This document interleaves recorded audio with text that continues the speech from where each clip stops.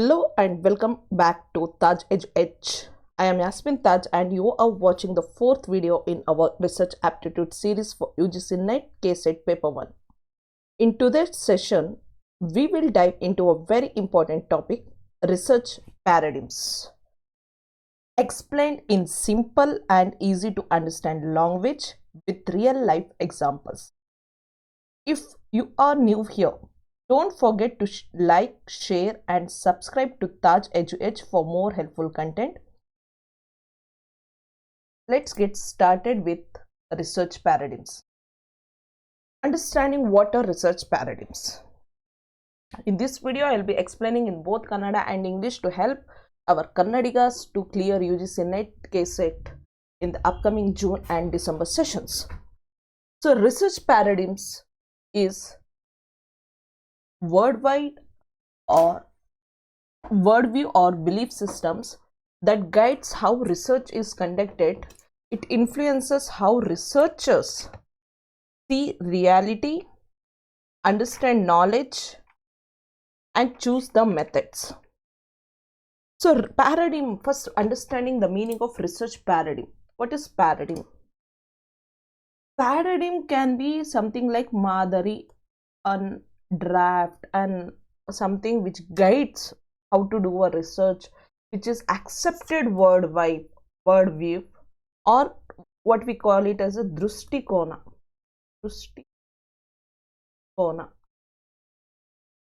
Research ಅನ್ನು ಯಾವ ರೀತಿ ಮಾಡಬಹುದು, ಹೇಗೆ ಮಾಡಬಹುದು, ಯಾವ ಮೆಥಡ್ಸ್ ಅನ್ನ ಯೂಸ್ ಮಾಡ್ಕೊಂಡು ಮಾಡಬಹುದು ಅನ್ನುವಂಥ ಒಂದು ವಿಶ್ವಾದ್ಯಂತ ಅಕ್ಸೆಪ್ಟ್ ಮಾಡಿರುವಂತಹ ಒಂದು ಮಾದರಿ, ದೃಷ್ಟಿಕೋನ ಅಥವಾ ಬಿಲೀಫ್, ನಂಬಿಕೆ ಅಂತ ಹೇಳ್ಬೋದು. ದಟ್ ಗೈಡ್ಸ್, ಆಗಲೇ ನಾನು ಹೇಳಿದೆ, it's guidance how research is conducted. ರಿಸರ್ಚನ್ನು ಯಾವ ರೀತಿ ಮಾಡಬೇಕು ಅಂತ. ನೋಡಿ, ರಿಸರ್ಚ್ ಅನ್ನುವಂಥದ್ದು ನಾನು ರಿಸರ್ಚ್ ಮಾಡುವಾಗ ಒಂದು ರೀತಿ ಮಾಡಿದ್ರೆ, ನೀವು ರಿಸರ್ಚ್ ಮಾಡುವಾಗ ಒಂದು ರೀತಿ ಮಾಡಿದ್ರೆ, ನಮ್ಮ ರಿಸರ್ಚ್ ಟಾಪಿಕ್ಸ್ ಡಿಫ್ರೆಂಟ್ ಇರ್ಬೋದು, ನಾವು ರಿಸರ್ಚ್ ಮಾಡುವಂಥ ವಿಧಾನ ಡಿಫ್ರೆಂಟ್ ಆಗಿರ್ಬೋದು. ಆದರೆ ವಿಶ್ವಾದ್ಯಂತ ಅಂತ ನೋಡಿದಾಗ ಒಂದು ನಾರ್ಮಲಿ, ಜನರಲಿ ಎಲ್ಲರೂ ಒಂದು ಸ್ಟೆಪ್ಸು, ಪ್ರೋಸೆಸ್ಸು ಯಾವ ರೀತಿ ಮಾಡಬೇಕು, ಯಾವ್ದು ಫ್ಯಾಕ್ಟರ್ಸ್ನ ನಾವು ಕನ್ಸಿಡರ್ ಮಾಡಿಕೊಂಡು ರಿಸರ್ಚ್ನ ಮಾಡಬೇಕು ಅನ್ನುವಂಥದ್ದನ್ನು ಹೇಳುವಂಥದ್ದೇ ರಿಸರ್ಚ್ ಪ್ಯಾರಾಡಿಮ್ಸ್ ಅಂತ ಕರಿತೀವಿ. ಅಂದರೆ ರಿಸರ್ಚ್ ಪ್ಯಾರಾಡಿಮ್ಸ್ ಅಂದರೆ ಒಂದು ನಂಬಿಕೆ, ಸಂಶೋಧನೆಯನ್ನು ಹೇಗೆ ನಡೆಸಲಾಗುತ್ತದೆ ಎಂಬುದನ್ನು ಮಾರ್ಗದರ್ಶಿಸುವ ಒಂದು ನಂಬಿಕೆ ಅಥವಾ ವಿಶ್ವ ದೃಷ್ಟಿಕೋನ ಅಂತ ಹೇಳ್ಬೋದು. ಸಂಶೋಧನೆ, ರಿಸರ್ಚ್ ಯಾವ ರೀತಿ ಮಾಡಬೇಕು ಅಂತ ಹೇಳುವಂಥ ಒಂದು ಮಾರ್ಗದರ್ಶನ ಅಂದರೆ ಯಾವ ರೀತಿ, ಇದು ಗೈಡ್ಸ್ ಒಂದು ರಿಸರ್ಚನ್ನ ಯಾವ ರೀತಿ ಮಾಡಬೇಕು ಅಂತ. ಮತ್ತು ಒಂದು ನಂಬಿಕೆ, ಇಡೀ ವಿಶ್ವಾದ್ಯಂತ ಅದನ್ನು ಅಕ್ಸೆಪ್ಟ್ ಮಾಡ್ಕೊಂಡಿದ್ದಾರೆ, ಅದಕ್ಕೆ ಅದನ್ನು ವಿಶ್ವ ದೃಷ್ಟಿಕೋನ ಅಂತ ಕರೀತಾರೆ. So it influences how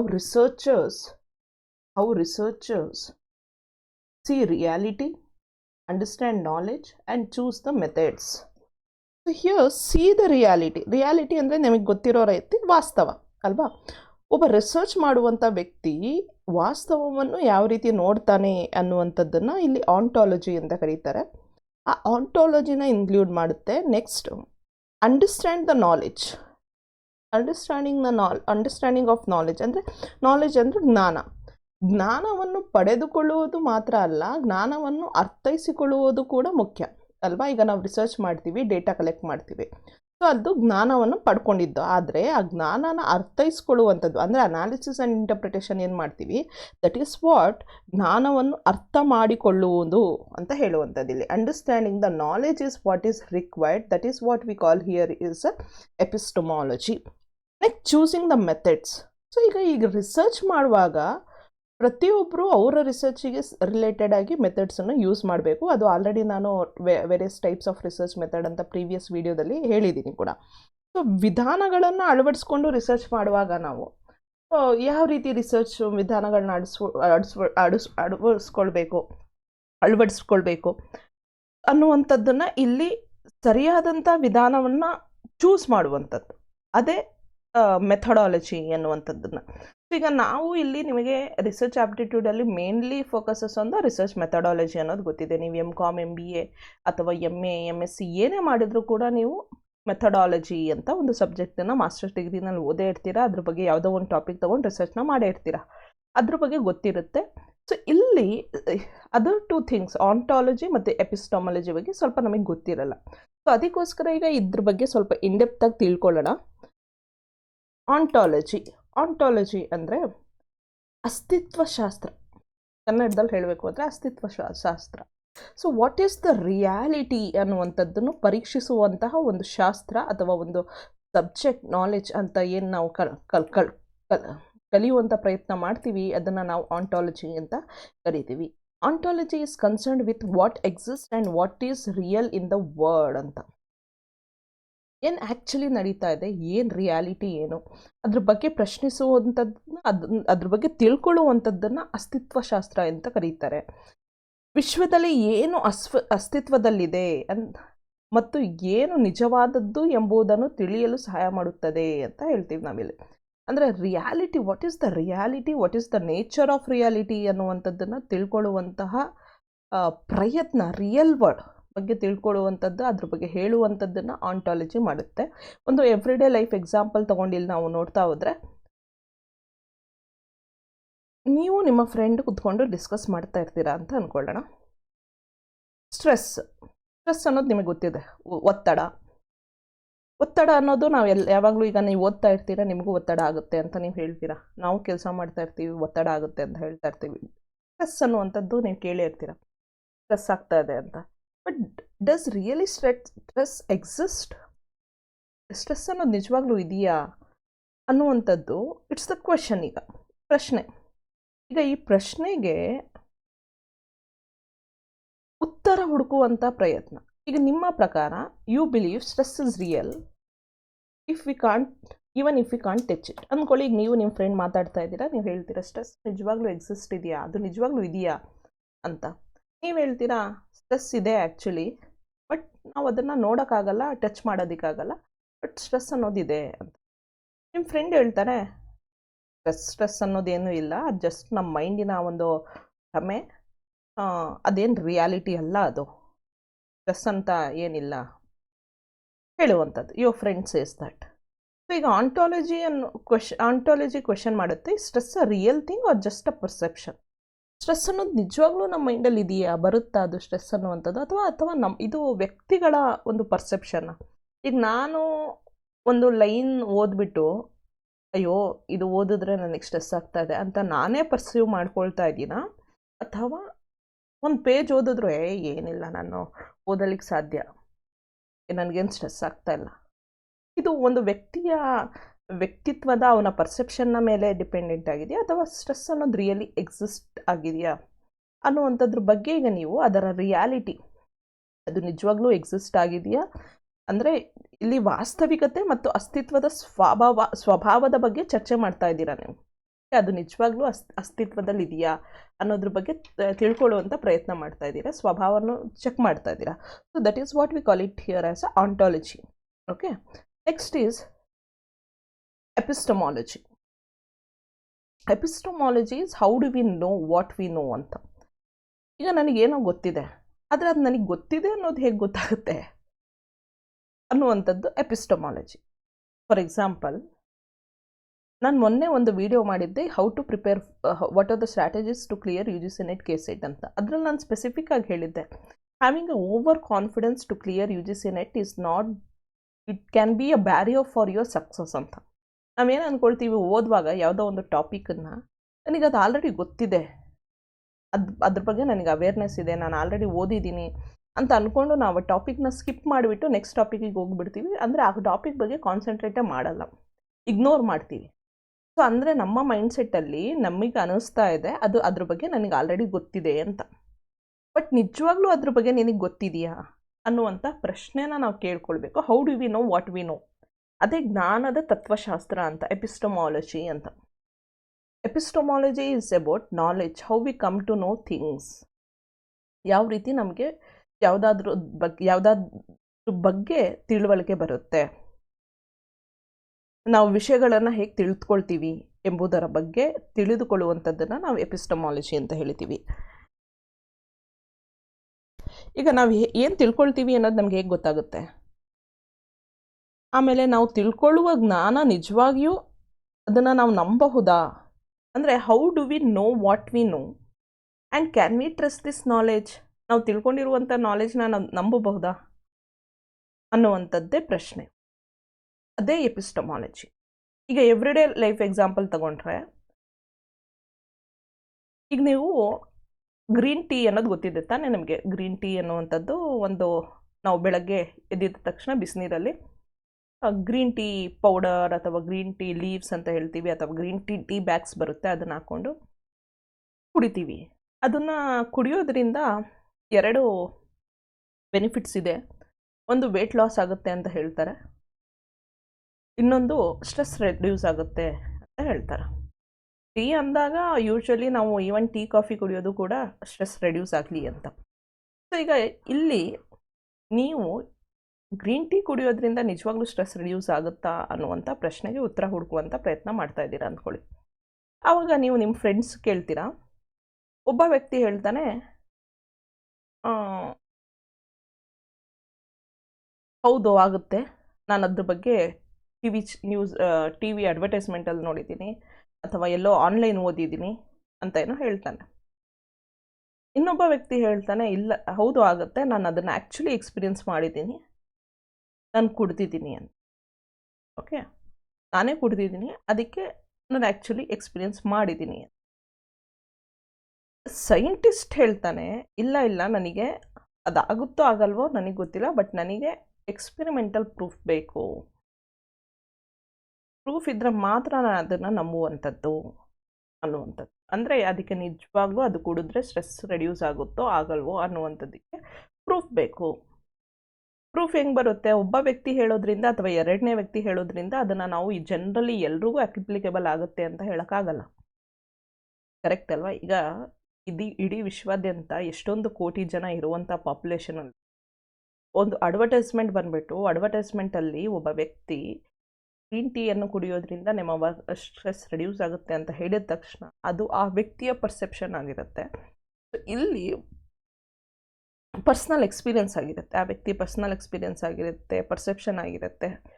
but actually scientific evidence ಏನು?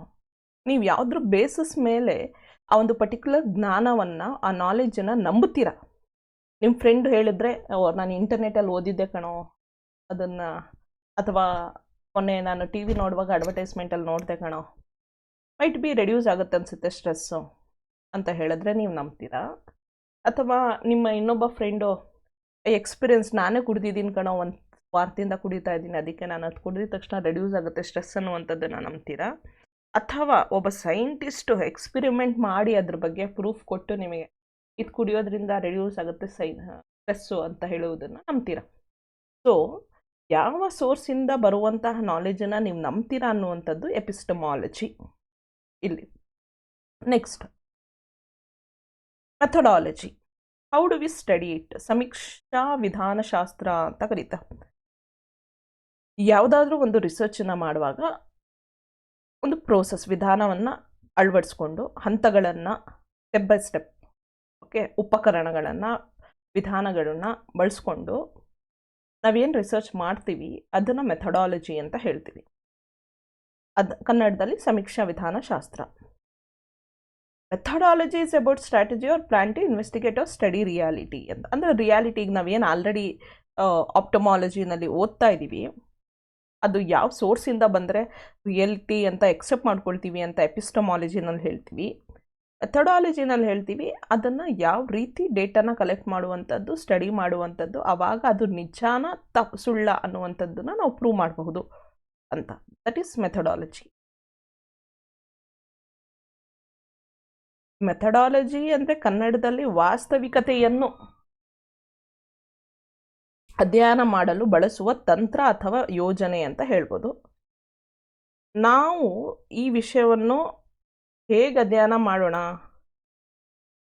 ಒಂದು ಹಂತಗಳನ್ನು ಅಳವಡಿಸ್ಕೊಂಡು, ಉಪಕರಣಗಳನ್ನ ಅಳವಡಿಸ್ಕೊಂಡು, ವಿಧಾನಗಳನ್ನ ಬಳಸ್ಕೊಂಡು ಅದನ್ನು ನಾವು ಮೆಥಡಾಲಜಿ ಅಂತ ಹೇಳ್ತೀವಿ. ಇಲ್ಲಿ ಒಂದು ನಾರ್ಮಲ್ ಎವ್ರಿಡೇ ಲೈಫ್ ಎಕ್ಸಾಂಪಲ್ ತಗೊಂಡ್ರೆ, ಅದೇ ಪ್ರೀವಿಯಸ್ ಎಕ್ಸಾಂಪಲ್ ತಗೊಂಡ್ರೆ ಗ್ರೀನ್ ಟ್ರೀ ಅಂಡ್ ನೀವೇನು ಮಾಡ್ತೀರಾ? ಒಬ್ಬ ವ್ಯಕ್ತಿ ಹೇಳೋದು ಎರಡನೇ ವ್ಯಕ್ತಿ ಹೇಳೋದಕ್ಕಿಂತ ಒಂದು 50 ಜನ ತಗೊಂಡು ಆ 50 ಜನಕ್ಕೂ 2 ವಾರಗಳ ಕಾಲದ ಗ್ರೀನ್ ಟೀನ ಕುಡಿಸ್ತೀರ ದಿನ ಬೆಳಗ್ಗೆ ಎದ್ದ ತಕ್ಷಣ ಅಥವಾ evening.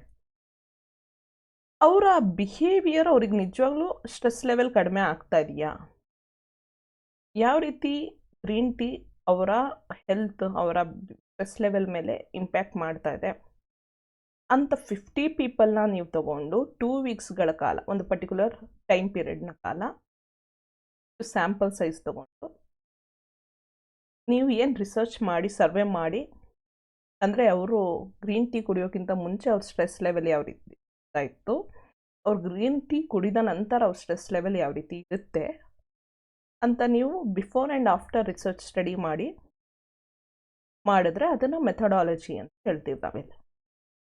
Methodology questions what steps, tools or procedure should I use to find the answers. Steps ಅಂದರೆ ಆಗಲೇ ಹೇಳ್ದಂಗೆ ಹಂತಗಳು, ಟೂಲ್ಸ್ ಅಂದರೆ ಉಪಕರಣಗಳು, ಪ್ರೊಸೀಜರ್ಸ್ ಅಂದರೆ ವಿಧಾನಗಳು. ಇದನ್ನು ಯೂಸ್ ಮಾಡಿಕೊಂಡು ಯಾವ ರೀತಿ ನಾವು ಒಂದು ಪ್ರಶ್ನೆಗೆ ಉತ್ತರನ ಹುಡುಕಬಹುದು ಅನ್ನುವಂಥದ್ದು ಮೆಥಡಾಲಜಿ ಕ್ವೆಶನ್. ನೆಕ್ಸ್ಟ್ ಇಲ್ಲಿ ಕಂಪೇರಿಟಿವ್ ಸ್ಟಡಿ. ನಾನಾಗಲೇ ಹೇಳಿದ್ದೀನಿ ನಿಮಗೆ ಆಲ್ರೆಡಿ, ನಾವು ಯಾವಾಗಲೂ ಓದುವಾಗ ಕಾಂಪಿಟೇಟಿವ್ ಎಕ್ಸಾಮ್ಸಿಗೆ ಹೆಲ್ಪ್ ಆಗಬೇಕು ಅಂದರೆ ನಮಗೆ ಕಂಪೇರಿಟಿವ್ ಸ್ಟಡಿ ಮಾಡಿ ಓದಬೇಕು. ಆವಾಗ ನಮಗೆ 4ರಲ್ಲಿ 2ರಿಂದ 3 ಆಪ್ಷನ್ಸ್ ಕ್ವಿಕ್ಕಾಗಿ ಎಲಿಮಿನೇಟ್ ಮಾಡುವಂತಹ ಟ್ಯಾಕ್ಟಿಕ್ ಬರುತ್ತೆ. ಓಕೆ, ಸೊ ಈಗ ಆಂಟಾಲಜಿ, ಎಪಿಸ್ಟಮಾಲಜಿ ಮತ್ತು ಮೆಥಡಾಲಜಿಗೆ ಇರುವಂಥ ಎಕ್ಸಾಂಪಲ್ ಏನು ಮೇಜರ್ ಕೀ ಕ್ವೆಶನ್ ಏನು ಇಲ್ಲಿ ಮತ್ತು ಸಿಂಪಲ್ ಎಕ್ಸಾಂಪಲ್. ಆಂಟಾಲಜಿ ಅಂದರೆ ವಾಟ್ ಈಸ್ ರಿಯಾಲಿಟಿ ಅಂತ. ರಿಯಾಲಿಟಿ ಅನ್ನುವಂಥ ಪದನ ಕ್ವೆಶನಲ್ಲಿ ಏನಾದರೂ ಬಳಸಿದ್ರೆ ಅಲ್ಲಿ ನೀವು ಆಂಟಾಲಜಿ ಅನ್ನೋದು ನೆನ್ಪಿಟ್ಕೊಳ್ಬೇಕು. Okay, how do we know this ಅಂತ ನೋ ಇಟ್, ಹೇಗೆ ಗೊತ್ತಾಯ್ತು ನಮಗೆ ಒಂದು ಪ್ರಶ್ನೆಗೆ ಉತ್ತರ ಅಥವಾ ಈ ನಾಲೆಜ್ನ ನಾವು ಎಲ್ಲಿಂದ ಗೇನ್ ಮಾಡ್ಕೊಂಡಿದ್ದೀವಿ ಅನ್ನೋದು ಬಗ್ಗೆ ಕ್ವೆಶನ್ ಕೇಳಿದ್ರೆ that is epistemology. Methodology, how do V study it, ಯಾವ ರೀತಿ ನಾವು ಅದನ್ನು ಸ್ಟಡಿ ಮಾಡ್ತೀವಿ, ಯಾವ ಹಂತಗಳನ್ನ, ಉಪಕರಣಗಳನ್ನ, ವಿಧಾನಗಳನ್ನ ಉಪಯೋಗಿಸ್ಕೊಂಡು ಸ್ಟಡಿ ಮಾಡ್ತೀವಿ ಅನ್ನುವಂಥದ್ದು ಮೆಥಡಾಲಜಿ. ಎಕ್ಸಾಂಪಲ್ ಅಂತ ತಗೊಂಡ್ರೆ ಆಂಟಾಲಜಿಗೆ ಈ ಸ್ಟ್ರೆಸ್ ರಿಯಲ್ ಫೆನಾಮಿನ, ನಿಜವಾಗ್ಲೂ ಸ್ಟ್ರೆಸ್ ಅನ್ನುವಂಥದ್ದು ಎಕ್ಸಿಸ್ಟ್ ಇದೆಯಾ ಇಲ್ವೋ, ಅದು ಜಸ್ಟ್ ಒಂದು ಪರ್ಸೆಪ್ಷನ್ನ ಅನ್ನುವಂಥ ಪ್ರಶ್ನೆ, ರಿಯಾಲಿಟಿ ಅದು ರಿಯಲ್ಲ ಅಥವಾ ಇಲ್ವೋ ಅನ್ನೋದು ontology. Epistemology, how do we know it, do we trust personal experience or science, ನಮಗಾಗಿರುವಂಥ ಸ್ವಂತ ಅನುಭವದ ಬೇರೆಗೆ ನಾವು ಸ್ಟ್ರೆಸ್ ಅನ್ನೋದಿದೆ ಅಂತ ಹೇಳ್ತೀವ ಅಥವಾ ಸೈನ್ಸ್ ಬೇಸಿಸ್ ಮೇಲೆ ಹೇಳ್ತೀವ. ಮೆಥಡಾಲಜಿ, ಒಂದು ಎಕ್ಸ್ಪೆರಿಮೆಂಟು ಸರ್ವೆ ಕಂಡಕ್ಟ್ ಮಾಡಿಬಿಟ್ಟು ನಿಜವಾಗ್ಲೂ ಸ್ಟ್ರೆಸ್ ಅನ್ನೋದಿದೆಯಾ ಇಲ್ವೋ ಅಂತ ಕಂಡಕ್ಟ್ ಮಾಡ್ಬೋದು. ಅದೇ ರೀತಿ ಈಗ ಗ್ರೀನ್ ಟೀ ಕುಡಿಯೋದ್ರಿಂದ ಸ್ಟ್ರೆಸ್ ಅನ್ನೋದು ರೆಡ್ಯೂಸ್ ಆಗುತ್ತೋ ಆಗಲ್ವೋ ಅನ್ನುವಂಥದ್ದು ಕಂಡುಹಿಡಿಬೋದು. ಅದು these are the concepts of ontology, epistemology and methodology. ಈಗ getting in to the real topics, major research paradigms. ಯಾಕೀಗ ಮೇಜರ್ ರಿಸರ್ಚ್ ಪ್ಯಾರಾಡಿಮ್ಸ್ ಹೋಗೋಕ್ಕಿಂತ ಮುಂಚೆ ನಾನು ಈ ಮೂರನ್ನ ಹೇಳಿದೆ. ಆಗಲೇ ನಾನು ನಿಮಗೆ ಫಸ್ಟು ಸ್ಲೈಡಲ್ಲಿ ಹೇಳಿರೋ ಪ್ರಕಾರ what is the research paradigm ಅಂತ. It influences how researchers see ರಿಯಾಲಿಟಿನ ಯಾವ ರೀತಿ ನೋಡ್ತಾನೆ ಒಬ್ಬ ರಿಸರ್ಚರ್, ನಾಲೆಜ್ನ ಯಾವ ರೀತಿ ಅರ್ಥ ಮಾಡ್ಕೊಳ್ತಾನೆ ಮತ್ತು ಯಾವ ಮೆಥಡಾಲಜಿ ಯೂಸ್ ಮಾಡ್ಕೊಂಡು ರಿಸರ್ಚ್ ಮಾಡ್ತಾನೆ ಅನ್ನುವಂತಹ ಒಂದು ಬಿಲೀಫ್, ನಂಬಿಕೆ ಯಾವುದು ಗೈಡ್ ಮಾಡುತ್ತೆ ರಿಸರ್ಚ್ ಮಾಡೋದಕ್ಕೆ, ಅದನ್ನು ನಾವು ರಿಸರ್ಚ್ ಪ್ಯಾರಾಡಿಮ್ಸ್ ಅಂತ ಹೇಳ್ತೀವಿ. ಅದಕ್ಕೆ ಈ ಮೂರರ ಮೀನಿಂಗನ್ನು ಇನ್ ಡೀಟೇಲಾಗಿ ನಾನು ನಿಮಗೆ ಅರ್ಥ ಮಾಡಿಸಿದ್ದೀನಿ. ಯಾಕಂದರೆ ಇಲ್ಲಿಂದನೂ ಪ್ರಶ್ನೆ ಕೇಳುವಂಥ ಚಾನ್ಸಸ್ ಇರುತ್ತೆ ಎಕ್ಸಾಮಿನೇಷನಲ್ಲಿ, ಎಸ್ಪೆಷಲಿ UGC ನೆಟ್ KCET ಅಂತ ಬಂದಾಗ ಅಲ್ಲಿಂದ ಕೂಡ ಪ್ರಶ್ನೆ ಕೇಳುವಂಥ ಚಾನ್ಸಸ್ ಇರುತ್ತೆ. ಆ ಮೂರನ್ನು ನೀವು ಡಿಫ್ರೆನ್ಷಿಯೇಟ್ ಮಾಡಿ ಅರ್ಥ ಮಾಡ್ಕೊಂಡ್ಬಿಟ್ರೆ ನಿಮಗೆ ಎಕ್ಸಾಮಿನೇಷನಲ್ಲಿ ಪ್ರಶ್ನೆ ಅದ್ರ ಬಗ್ಗೆ ಕೇಳಿದ ತಕ್ಷಣ ಬಟ್ ಅಂತ 4ರಲ್ಲಿ 3 ಆಪ್ಷನ್ಸ್ನ ತೆಗೆದಾಕಿ ಒಂದು ಆಪ್ಷನ್ನ ಕೊಡುವಷ್ಟು ಕ್ಯಾಪಬಿಲಿಟಿ ಬಂದ್ಬಿಡುತ್ತೆ. ಸೊ ನೆಕ್ಸ್ಟ್, ಮೇಜರ್ ರಿಸರ್ಚ್ ಪ್ಯಾರಾಡಿಮ್ಸ್, ಪ್ರಮುಖ ಸಂಶೋಧನಾ ಪರಿಕಲ್ಪನೆಗಳು. ಸೊ ರಿಸರ್ಚ್ ಪ್ಯಾರಾಡಿಮ್ಸ್ ಅಂದರೆ ಸಂಶೋಧನಾ ಪರಿಕಲ್ಪನೆಗಳು. ಈಗ ಮೇಜರ್ ಯಾವ್ದ್ಯಾವುದು? Positivism, post positivism, interpretivism and critical theory ಅನ್ನುವಂಥದ್ದು 4. ಈಗ ಎಕ್ಸಾಮಿನೇಷನ್ ನಮ್ಮ UGC ನೆಟ್ ಸಿಲೆಬಸ್ ಪ್ರಕಾರ ಪಾಸಿಟಿವಿಸಮ್ ಮತ್ತು ಪೋಸ್ಟ್ ಪಾಸಿಟಿವಿಸಮೇ ಕೊಟ್ಟಿದ್ದಾರೆ. ಇಂಟರ್ಪ್ರಿಟಿವಿಸಮ್ ಮತ್ತು ಕ್ರಿಟಿಕಲ್ ಥಿಯರಿ ಕೊಟ್ಟಿಲ್ಲ ಎಕ್ಸಾಮಿನೇಷನ್ UGC ನೆಟ್ ಸಿಲೆಬಸ್ ಪ್ರಕಾರ. ಸೊ ಅದಕ್ಕೋಸ್ಕರ ಸ್ಟೂಡೆಂಟ್ಸ್ ಏನು ಮಾಡ್ತೀವಿ, ನಾವು ಪಾಸಿಟಿವಿಸಮ್ ಪೋಸ್ಟ್ ಪಾಸಿಟಿವಿಸಮ್ ಓದ್ಕೊಂಡು ಹೋಗ್ತೀವಿ. ಬಟ್ ನಾನಿಲ್ಲಿ ನನ್ನ ವಿಡಿಯೋದಲ್ಲಿ ಯಾಕೆ 4 ಹಾಕಿದ್ದೀನಿ ಅಂದರೆ, ಯಾವುದೇ ಪ್ರಶ್ನೆ ಕೇಳಿದಾಗ ನಮಗೆ 4 ಆಪ್ಷನ್ಸ್ ಇರುತ್ತಲ್ವ. ಯಾವಾಗ ನಮಗೆ 4 ಬಗ್ಗೆನೂ ಗೊತ್ತಿರುತ್ತೆ, ಅಲ್ಲಿ ಕೇಳುವಂಥ ಪ್ರಶ್ನೆಗೆ ಒಂದೇ ಆನ್ಸರ್ಸನ್ನು ಅಂದರೆ 3 ರಾಂಗ್ ಆನ್ಸರ್ಸ್ನ ಎಲಿಮಿನೇಟ್ ಮಾಡುವಷ್ಟು ಕ್ಯಾಪಬಿಲಿಟಿ ನಮಗೆ ಬರುತ್ತೆ. ಸೊ ದಟ್ ಈಸ್ ವೈ ಇಲ್ಲಿ 4 ತಿಳ್ಕೊಂಡು ಹೋದರೆ ನೀವು ಎಕ್ಸಾಮಿನೇಷನಲ್ಲಿ ಇದ್ರ ಬಗ್ಗೆ ಒಂದು ಪ್ರಶ್ನೆ ಬಂದಾಗ ನೀವು 3 ಆಪ್ಷನ್ಸನ್ನು ಈಸಿಯಾಗಿ ಎಲಿಮಿನೇಟ್ ಮಾಡಿ ಒಂದು ಸರಿಯಾದಂಥ ಆಪ್ಷನನ್ನು ತುಂಬ ಟೈಮ್ ತಗೊಳ್ದಲ್ಲೇ ಕ್ವಿಕ್ಕಾಗಿ ಸೆಲೆಕ್ಟ್ ಮಾಡ್ತೀರಾ. ಅದೇ ನೀವು ಬರೀ ಪೋಸ್ಟ್ ಪಾಸಿಟಿವಿಸಮ್ ಕಲ್ತ್ಕೊಂಡು ಹೋಗಿದ್ದೀರಾ ಅಂದ್ಕೊಳ್ಳಿ, ಅವಾಗ ನಿಮಗೆ ಕನ್ಫ್ಯೂಷನ್ ಆಗುತ್ತೆ. ಇನ್ ಕೇಸ್ ಅವರು 4 ಆಪ್ಷನ್ಸನ್ನು ಇದೇ 4 ಆಪ್ಷನ್ಸ್ನ MCQನಲ್ಲಿ ಕೊಟ್ಬಿಟ್ರೆ. ಯಾಕಂದರೆ ನಿಮಗೆ ಇಂಟರ್ಪ್ರಿಟಿವಿಸಮ್ ಮತ್ತು ಕ್ರಿಟಿಕಲ್ ಥಿಯರಿ ಬಗ್ಗೆ ಗೊತ್ತಿರಲ್ಲ. ಆವಾಗ ಅದು ಪಾಸಿಟಿವಿಸಮನ್ನು ಪೋಸ್ಟ್ ಪಾಸಿಟಿವಿಸಮ್ಮ ಅಥವಾ ಇಂಟರ್ಪ್ರಿಟಿಸಮ್ಮ ಕ್ರಿಟಿಕಲ್ ಥಿಯರಿನ ಅಂತ ನೀವು 50-50ನಲ್ಲಿ ನಿಂತುಬಿಡ್ತೀರಾ ಅಥವಾ 75ನಲ್ಲಿ ನಿಂತುಬಿಡ್ತೀರಾ. 75ನಲ್ಲಿ ಅಂದರೆ ನಿಮಗೆ ಒಂದು ಆಪ್ಷನ್ ತೆಗ್ದಾಕ್ತೀರಾ, ಆಯಿತು ಇದು ಪಾಸಿಟಿವಿಸಮ್ ಅಲ್ಲ ಅಂತ. ಬಟ್ ನಿಮಗೆ ಕನ್ಫ್ಯೂಷನ್ ಇರುತ್ತೆ ಪೋಸ್ಟ್ ಪಾಸಿಟಿವಿಸಮ್, ಇಂಟರ್ಪ್ರಿಟಿವಿಸಮ್, ಕ್ರಿಟಿಕಲ್ ಥಿಯರಿ ಬಗ್ಗೆ. ಸೊ ಅದಕ್ಕೋಸ್ಕರ ಇಲ್ಲಿ ಕನ್ಫ್ಯೂಷನ್ಸ್ ಆಗಬಾರ್ದು ಎಕ್ಸಾಮಿನೇಷನಲ್ಲಿ ಅಂದಾಗ ಆ 4 ಬಗ್ಗೆನೂ ತಿಳುವಳಿಕೆ ಇರಬೇಕು. ಈ ನನ್ನ ವಿಡಿಯೋದಲ್ಲಿ ನಾನು ಪಾಸಿಟಿವಿಸಮ್ ಪೋಸ್ಟ್ ಪಾಸಿಟಿವಿಸಮ್ ಬಗ್ಗೆ ಸ್ವಲ್ಪ ಇನ್ ಡೀಟೇಲಾಗಿ ಹೇಳಿದ್ದೀನಿ. ಇಂಟರ್ಪ್ರಿಟಿವಿಸಮ್ ಮತ್ತು ಕ್ರಿಟಿಕಲ್ ಥಿಯರಿ ಬಗ್ಗೆ ಒಂದು ಎಕ್ಸಾಂಪಲ್ ತೊಗೊಂಡು ಅಷ್ಟೇ ಸಿಂಪಲ್ಲಾಗೇ ಹೇಳಿದ್ದೀನಿ. ಕನ್ಫ್ಯೂಷನ್ಸ್ ಇರಬಾರ್ದು. ಅದ್ರ ಬಗ್ಗೆ ಬೇಸಿಕಲಿ ಏನೇನು ವ್ಯತ್ಯಾಸ ಅನ್ನೋದು ನಮಗೆ ಗೊತ್ತಿರಬೇಕು. First starting with positivism. Positivism is a scientific approach to research ಅಂತ. ಸೈಂಟಿಫಿಕ್ ಅಂದರೆ ಏನು? ಸಿಸ್ಟಮ್ಯಾಟಿಕ್ ಅಂತ ಅಲ್ವಾ. ಸೈಂಟಿಫಿಕ್ ಅಂದರೆ ವಿಜ್ಞಾನ ಬೇಸಿಸ್ ಮೇಲೆ ಅಂದರೆ ಅರ್ಥ. ಸಿಸ್ಟಮ್ಯಾಟಿಕ್ ಆಗಿ ನಾವೇನಾದರೂ ಮಾಡಿದಾಗ ಅದನ್ನು ನಾವು ಸೈಂಟಿಫಿಕ್ ಅಂತ ಕರಿತೀವಿ. ಸೊ ಇಲ್ಲಿ it is a scientific approach to research that believes reality is objective and can be measured ಅಂತ. ರಿಯಾಲಿಟಿ ಅನ್ನೋದು ಒಂದು ಫಿಕ್ಸ್ಡ್ ಆಗಿರುತ್ತೆ, ಅದನ್ನು ನಾವು ಮೆಷರ್ ಮಾಡಲಿಕ್ಕೆ ಸಾಧ್ಯ ಅನ್ನುವಂಥದ್ದು ಪಾಸಿಟಿವಿಸಮ್ ಹೇಳುತ್ತೆ ನಮಗಿಲ್ಲಿ.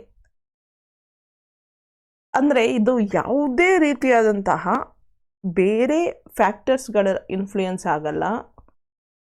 ವಾಸ್ತವಿಕತೆ, ಇಲ್ಲಿ ಕನ್ನಡದಲ್ಲಿ ನಾನು ಬರ್ತಿದ್ದೀನಿ ನೋಡಿ, ವಾಸ್ತವಿಕತೆ ಅಂದರೆ ರಿಯಾಲಿಟಿ ಒಂದು ನಿಗದಿತವಾಗಿದೆ, ಮಾಪನೀಯ ಮತ್ತು ಮಾನವರಿಂದ ಪ್ರತ್ಯಕ್ಷವಾಗಿ ಅರಿಯಬಹುದಾದ ವಿಷಯ ಎಂದು ನಂಬುತ್ತದೆ ಅಂತ. ನಿಗದಿತವಾಗಿದೆ ಅಂದರೆ ಆಬ್ಜೆಕ್ಟಿವ್ ಅಂತ ಅರ್ಥ. That is fixed, okay, which doesn't changes, which doesn't have any kind of biasness. Okay, objective. ಇಲ್ಲಿ ನೋಡಿ 2 ವರ್ಡ್ಸು ನಾವಿಲ್ಲಿ ಓದುವಾಗ ಅರ್ಥ ಮಾಡ್ಕೊಳ್ಬೇಕು. ಒಂದು ಈಸ್ ಆಬ್ಜೆಕ್ಟಿವ್ ಅನ್ನುವಂಥ ವರ್ಡು, ಇನ್ನೊಂದು ಸಬ್ಜೆಕ್ಟಿವ್ ಅನ್ನುವಂಥ ವರ್ಡ್. ಓಕೆ, ಆಬ್ಜೆಕ್ಟಿವ್ ಅನ್ನುವಂಥ ವರ್ಡು ಮತ್ತು ಇನ್ನೊಂದು ಸಬ್ಜೆಕ್ಟಿವ್ ಅನ್ನುವಂಥ word. Positivism this is purely on quantitative methods.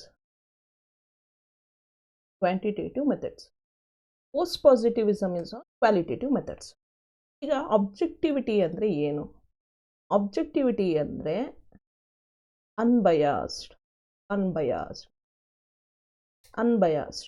Subjectivity ಅಂದರೆ ಬಯಾಸ್ನೆಸ್ ಇರುವಂಥದ್ದು.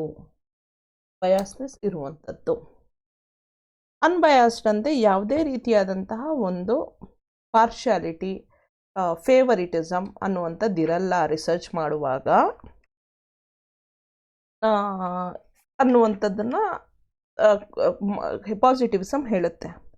ಬಟ್ ನಿಜವಾಗ್ಲೂ ಅದು ರಿಯಲ್ಲ? ನಿಜವಾಗ್ಲೂ ನಾವು ರಿಸರ್ಚ್ ಮಾಡುವಾಗ ನಾವು ಬಯಾಸ್ನೆಸ್ ಇಲ್ಲದಲೇ ರಿಸರ್ಚ್ ಮಾಡ್ತೀವ ಅನ್ನುವಂಥದ್ದು ಪ್ರಶ್ನೆ. ಇಲ್ಲಿ ಆ ಪ್ರಶ್ನೆಗೆ ಉತ್ತರನ ನಾವು ಆಮೇಲೆ ಪೋಸ್ಟ್ ಪಾಸಿಟಿವಿಸಮ್ ಬಗ್ಗೆ ಮಾತಾಡುವಾಗ ಹುಡ್ಕೋಣ.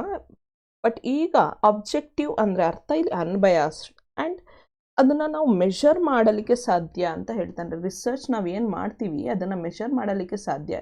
ಮೆಷರ್ ಮಾಡಲಿಕ್ಕೆ ಸಾಧ್ಯ ಯಾವಾಗ ಆಗುತ್ತೆ ಹೇಳಿ? ಯಾವಾಗ ಡೇಟಾ ಈಸ್ ಕ್ವಾಂಟಿಟೇಟಿವ್. ನಾವು ನನ್ನ ಪ್ರೀವಿಯಸ್ ವಿಡಿಯೋದಲ್ಲಿ methods of research, quantitative research, qualitative ರಿಸರ್ಚನ್ನು ಎಕ್ಸ್ಪ್ಲೇನ್ ಮಾಡಿದ್ದೀವಿ. Quantitative research is something which is depending on the numerical data. So if we conduct survey and we collect the information, ನೋಡಿ ಈಗ ಇನ್ನೂ ಈಸಿಯಾಗಿ ಹೇಳಬೇಕು ಅಂದರೆ ಅಬ್ಜೆಕ್ಟಿವ್ ಅಂದರೆ ಅನ್ಬಯಾಸ್. ಈಗ ನೀವೇನೋ ಒಂದು ಸರ್ವೆ ಡೇಟಾ ಕಲೆಕ್ಟ್ ಮಾಡ್ತೀರಾ, ನ್ಯೂಮರಿಕಲ್ ಡೇಟಾ ಕಲೆಕ್ಟ್ ಮಾಡ್ತೀರಾ, ಅಲ್ಲಿ ನೀವು ಈಸಿಯಾಗಿ ಅನಾಲಿಸಿಸ್ ಮಾಡ್ಬೋದು ಅದನ್ನು ಯೂಸ್ ಮಾಡಿಕೊಂಡು. ಅದು ಕ್ವಾಂಟಿಟೇಟಿವ್ ರಿಸರ್ಚ್ ಆಗುತ್ತೆ. ಕ್ವಾಲಿಟೇಟಿವ್ ರಿಸರ್ಚ್ ಅಂದರೆ ಇಂಟರ್ವ್ಯೂ. ಈಗ ನೀವು ಇಂಟರ್ವ್ಯೂ ಕಂಡಕ್ಟ್ ಮಾಡ್ತೀರಾ. ಎಕ್ಸಾಂಪಲ್, ನೀವು ವೀಕೆಂಡ್ ವಿತ್ ರಮೇಶ್ ಅನ್ನುವಂಥದ್ದು ಝೀ ಕನ್ನಡದಲ್ಲಿ ಬರುವಂಥ ಒಂದು ಪ್ರೋಗ್ರಾಮ್ ಬಗ್ಗೆ ನೋಡಿರ್ತೀರ. ಮ್ಯಾಕ್ಸಿಮಮ್ ಎಲ್ಲರೂ ನೋಡಿರ್ತೀವಿ ನಾವು. ಇಲ್ಲ ನೋಡಿಲ್ಲ ಅಂದರೆ ಅಟ್ಲೀಸ್ಟ್ ಅದ್ರ ಬಗ್ಗೆ ಕೇಳಿರ್ತೀರ. ಈಗ ಯಾವುದೋ ಒಬ್ಬ ಸೆಲೆಬ್ರಿಟಿ ಅಲ್ಲಿ ಬಂದು ಕೂತ್ಕೊಂಡು he keeps explaining about his past, his experiences, how he changed himself, what was his success failure journey. ಅವನ ಜೀವನದ ಸಕ್ಸಸ್ ಫೇಲ್ಯೂರ್ ಜರ್ನಿನ ಎಕ್ಸ್ಪ್ಲೇನ್ ಮಾಡ್ತಾ ಬರುವಾಗ ಆ ಡೇಟಾ ಏನಿದೆ ಅದನ್ನು ನೀವೇನು ನೋಡ್ತಾ ಇದ್ದೀರಾ, ಏನು ಅಬ್ಸರ್ವ್ ಮಾಡ್ತಾ ಇದ್ದೀರಾ, ಏನು ಕೇಳಿಸ್ಕೊಳ್ತಾ ಇದ್ದೀರಾ, ಅದ್ರ ಬಗ್ಗೆ ಏನು ಕಲಿತಾ ಇದ್ದೀರಾ, ಏನನ್ನು ನೀವು ಇಂಟರ್ಪ್ರೇಟ್ ಮಾಡ್ತಾ ಇದ್ದೀರಾ, ಏನನ್ನು ಅರ್ಥೈಸ್ಕೊಳ್ತಾ ಇದ್ದೀರಾ, ಅದೆಲ್ಲ ಕ್ವಾಲಿಟೇಟಿವ್ ಡೇಟಾ. ಅದನ್ನು ನಾವು ಕ್ವಾಲಿಟೇಟಿವ್ ಡೇಟಾ ಅಂತ ಹೇಳ್ತೀವಿ. ಕ್ವಾಲಿಟೇಟಿವ್ ಯಾಕಂದರೆ ಅದು ಒಂದು ಸ್ಟೋರಿ ರೂಪದಲ್ಲಿ ಇರುತ್ತೆ ಅಲ್ವಾ. ಆ ಸ್ಟೋರಿ ರೂಪದಲ್ಲಿ ಇರುವಂಥದ್ದನ್ನು ನಾವು ನಂಬರ್ ರೂಪದಲ್ಲಿ ಮಾಡಿಬಿಟ್ಟು ಅದನ್ನು ನಾನು ಅನಾಲಿಸಿಸ್ ಮಾಡಲಿಕ್ಕೆ ಸಾಧ್ಯ ಇಲ್ಲ. ಅಂದರೆ ನಂಬರ್ ರೂಪದಲ್ಲಿ ಮಾಡಿ ಅನಾಲಿಸಿಸ್ ಮಾಡೋಕ್ಕೆ ಸಾಧ್ಯ ಇಲ್ಲ. ಆ ಸ್ಟೋರಿನ ನಾನು ಯಾವ ರೀತಿ ಅರ್ಥೈಸ್ಕೊಳ್ತೀನಿ ಅದ್ರ ಬೇಸಿಸ್ ಮೇಲೆ ನಾನು ಅನಾಲಿಸಿಸ್ ಮಾಡಿದ್ರೆ ಅದು ಡಿಫ್ರೆಂಟ್ ಆಗುತ್ತೆ. ಬಟ್ ಇಲ್ಲಿ ಪಾಸಿಟಿವಿಸಮಲ್ಲಿ ಮೆಷರ್ ಮಾಡಲಿಕ್ಕೆ ಸಾಧ್ಯ ಇದು ಕ್ವಾಂಟಿಟೇಟಿವ್ ಡೇಟಾ ಬೇಸಿಸ್ಸೇ ಆಗಿರುತ್ತೆ. Knowledge is based on observable facts and empirical evidence. ನೀನು ಏನು ಫ್ಯಾಕ್ಟ್ಸನ್ನು ಅಬ್ಸರ್ವ್ ಮಾಡಿರ್ತೀಯ, ಫ್ಯಾಕ್ಟ್ಸನ್ನು ಅಬ್ಸರ್ವ್ ಮಾಡುವಂಥದ್ದು. ಓಕೆ, ಅಬ್ಸರ್ವ್ ಮಾಡುವಂಥದ್ದು ಬೇರೆ, ಫ್ಯಾಕ್ಟ್ಸನ್ನು ಅಬ್ಸರ್ವ್ ಮಾಡುವಂಥದ್ದು ಬೇರೆ. ಅಬ್ಸರ್ವ್ ಮಾಡುವಂಥದ್ದು ಅಂದರೆ ಫುಲ್ಲು. ಈಗ ನೀವು ಒಂದು ಮೂವಿ ನೋಡ್ಕೊಂಡು ಬರ್ತೀರ, ಆ ಮೂವಿ ನೋಡ್ಕೊಂಡು ಬಂದಾಗ ಅದ್ರ ಬಗ್ಗೆ ಹೇಳು ಅಂತ ಕೇಳಿದ್ರೆ ನಾವು ನಿಮಗೆ, ನೀವು ಫುಲ್ ಸ್ಟೋರಿನ 3 hours ಕೂತ್ಕೊಂಡು line by line word by word explain ಮಾಡಲಿಕ್ಕೆ ಸಾಧ್ಯನಾ? No, that is not possible. ನೀವೇನು ಮಾಡ್ತೀರಾ, ಅದರಲ್ಲಿ ಏನು ಆ ಸ್ಟೋರಿನಲ್ಲಿ ಫ್ಯಾಕ್ಚುಯಲ್ ಇನ್ಫಾರ್ಮೇಷನ್ ಏನೇನು ನಿಮ್ಮ ಮೈಂಡಲ್ಲಿ ನೀವು ರಿಟರ್ನ್ ಮಾಡಿ ಇಟ್ಕೊಂಡಿದ್ದೀರೋ ಅದನ್ನು ಮಾತ್ರ ಪ್ರೆಸೆಂಟ್ ಮಾಡ್ತೀರಾ. That is observable facts and empirical evidences. Empirical evidence ಅಂದರೆ ಫ್ಯಾಕ್ಚುಯಲ್ ಎವಿಡೆನ್ಸಸ್. ಅದನ್ನು ನಾವೀಗ ಸರ್ವೆ ಮಾಡಿ ಡೇಟಾನ ಕಲೆಕ್ಟ್ ಮಾಡಿದಾಗ ಸಿಗುವಂಥದ್ದು ನಮಗೆ ಎಂಪೆರಿಕಲ್ ಎವಿಡೆನ್ಸ್. ಅಂದರೆ ಆ್ಯಕ್ಚುಲಿ ಯಾವುದೋ ಒಬ್ಬ ರೆಸ್ಪಾಂಡೆಂಟಿಗೆ, ಒಬ್ಬ ರಿಸರ್ಚರ್ ಆಗಿ ನಾನು ಒಂದು ಕ್ವೆಶನೇರ್ ಕೊಟ್ಟೆ, ಆ ಕ್ವೆಶನರಿಗೆ ಆ ರೆಸ್ಪಾಂಡೆಂಟು ರೆಸ್ಪಾಂಡ್ ಮಾಡ್ದ, ಅದು ಎಂಪೆರಿಕಲ್ ಎವಿಡೆನ್ಸ್ ಅಂತ ಕರಿತೀವಿ. It's closely associated with the natural science like physics and chemistry where experiments are used to test hypothesis. Natural science ಆಗಿರ್ಬೋದು ಅಥವಾ ನಮ್ಮ ಮ್ಯಾನೇಜ್ಮೆಂಟಲ್ಲೂ ಅಷ್ಟೇ, ಕಾಮರ್ಸಲ್ಲೂ ಅಷ್ಟೇ, ಅಥವಾ ಬೇರೆ ಯಾವುದ್ರಲ್ಲೂ ಅಷ್ಟೇ, ನಾವು ಎಸ್ಪೆಷಲಿ ಸೈಕಾಲಜಿನಲ್ಲಿ, ಫೈನಾನ್ಸ್ ರಿಲೇಟೆಡ್ ಆಗಿ, ಓಕೆ, ಇದರಲ್ಲೆಲ್ಲ ನಾವು ಹ್ಯೂಮನ್ ಬಿಹೇವಿಯರ್ನ ಅರ್ಥ ಮಾಡ್ಕೊಳ್ಳೋದಕ್ಕೋಸ್ಕರ ಯಾವಾಗ ನಾವು ಡೇಟಾನ ಕಲೆಕ್ಟ್ ಮಾಡಿ ಡೇಟಾ ಅನಾಲಿಸಿಸ್ ಮಾಡ್ತೀವಿ. ಇಲ್ಲೂ ಫಿಸಿಕ್ಸ್ ಕೆಮಿಸ್ಟ್ರಿನಲ್ಲೂ ಅಷ್ಟೇ, ಅವರು ಎಕ್ಸ್ಪೆರಿಮೆಂಟ್ಸ್ ಮಾಡಿ ಸರಿ ತಪ್ಪುಗಳನ್ನ ಅನಾಲಿಸಿಸ್ ಮಾಡಿ ಅದ್ರ ಬೇಸಿಸ್ ಮೇಲೆ ಒಂದು ರಿಸರ್ಚ್ ಮಾಡೋದ್ರಿಂದ ಅದನ್ನು ನಾವು ಪಾಸಿಟಿವಿಸಮ್ ಅಂತ ಕರಿತೀವಿ. ಅದಕ್ಕೆ this is a scientific approach.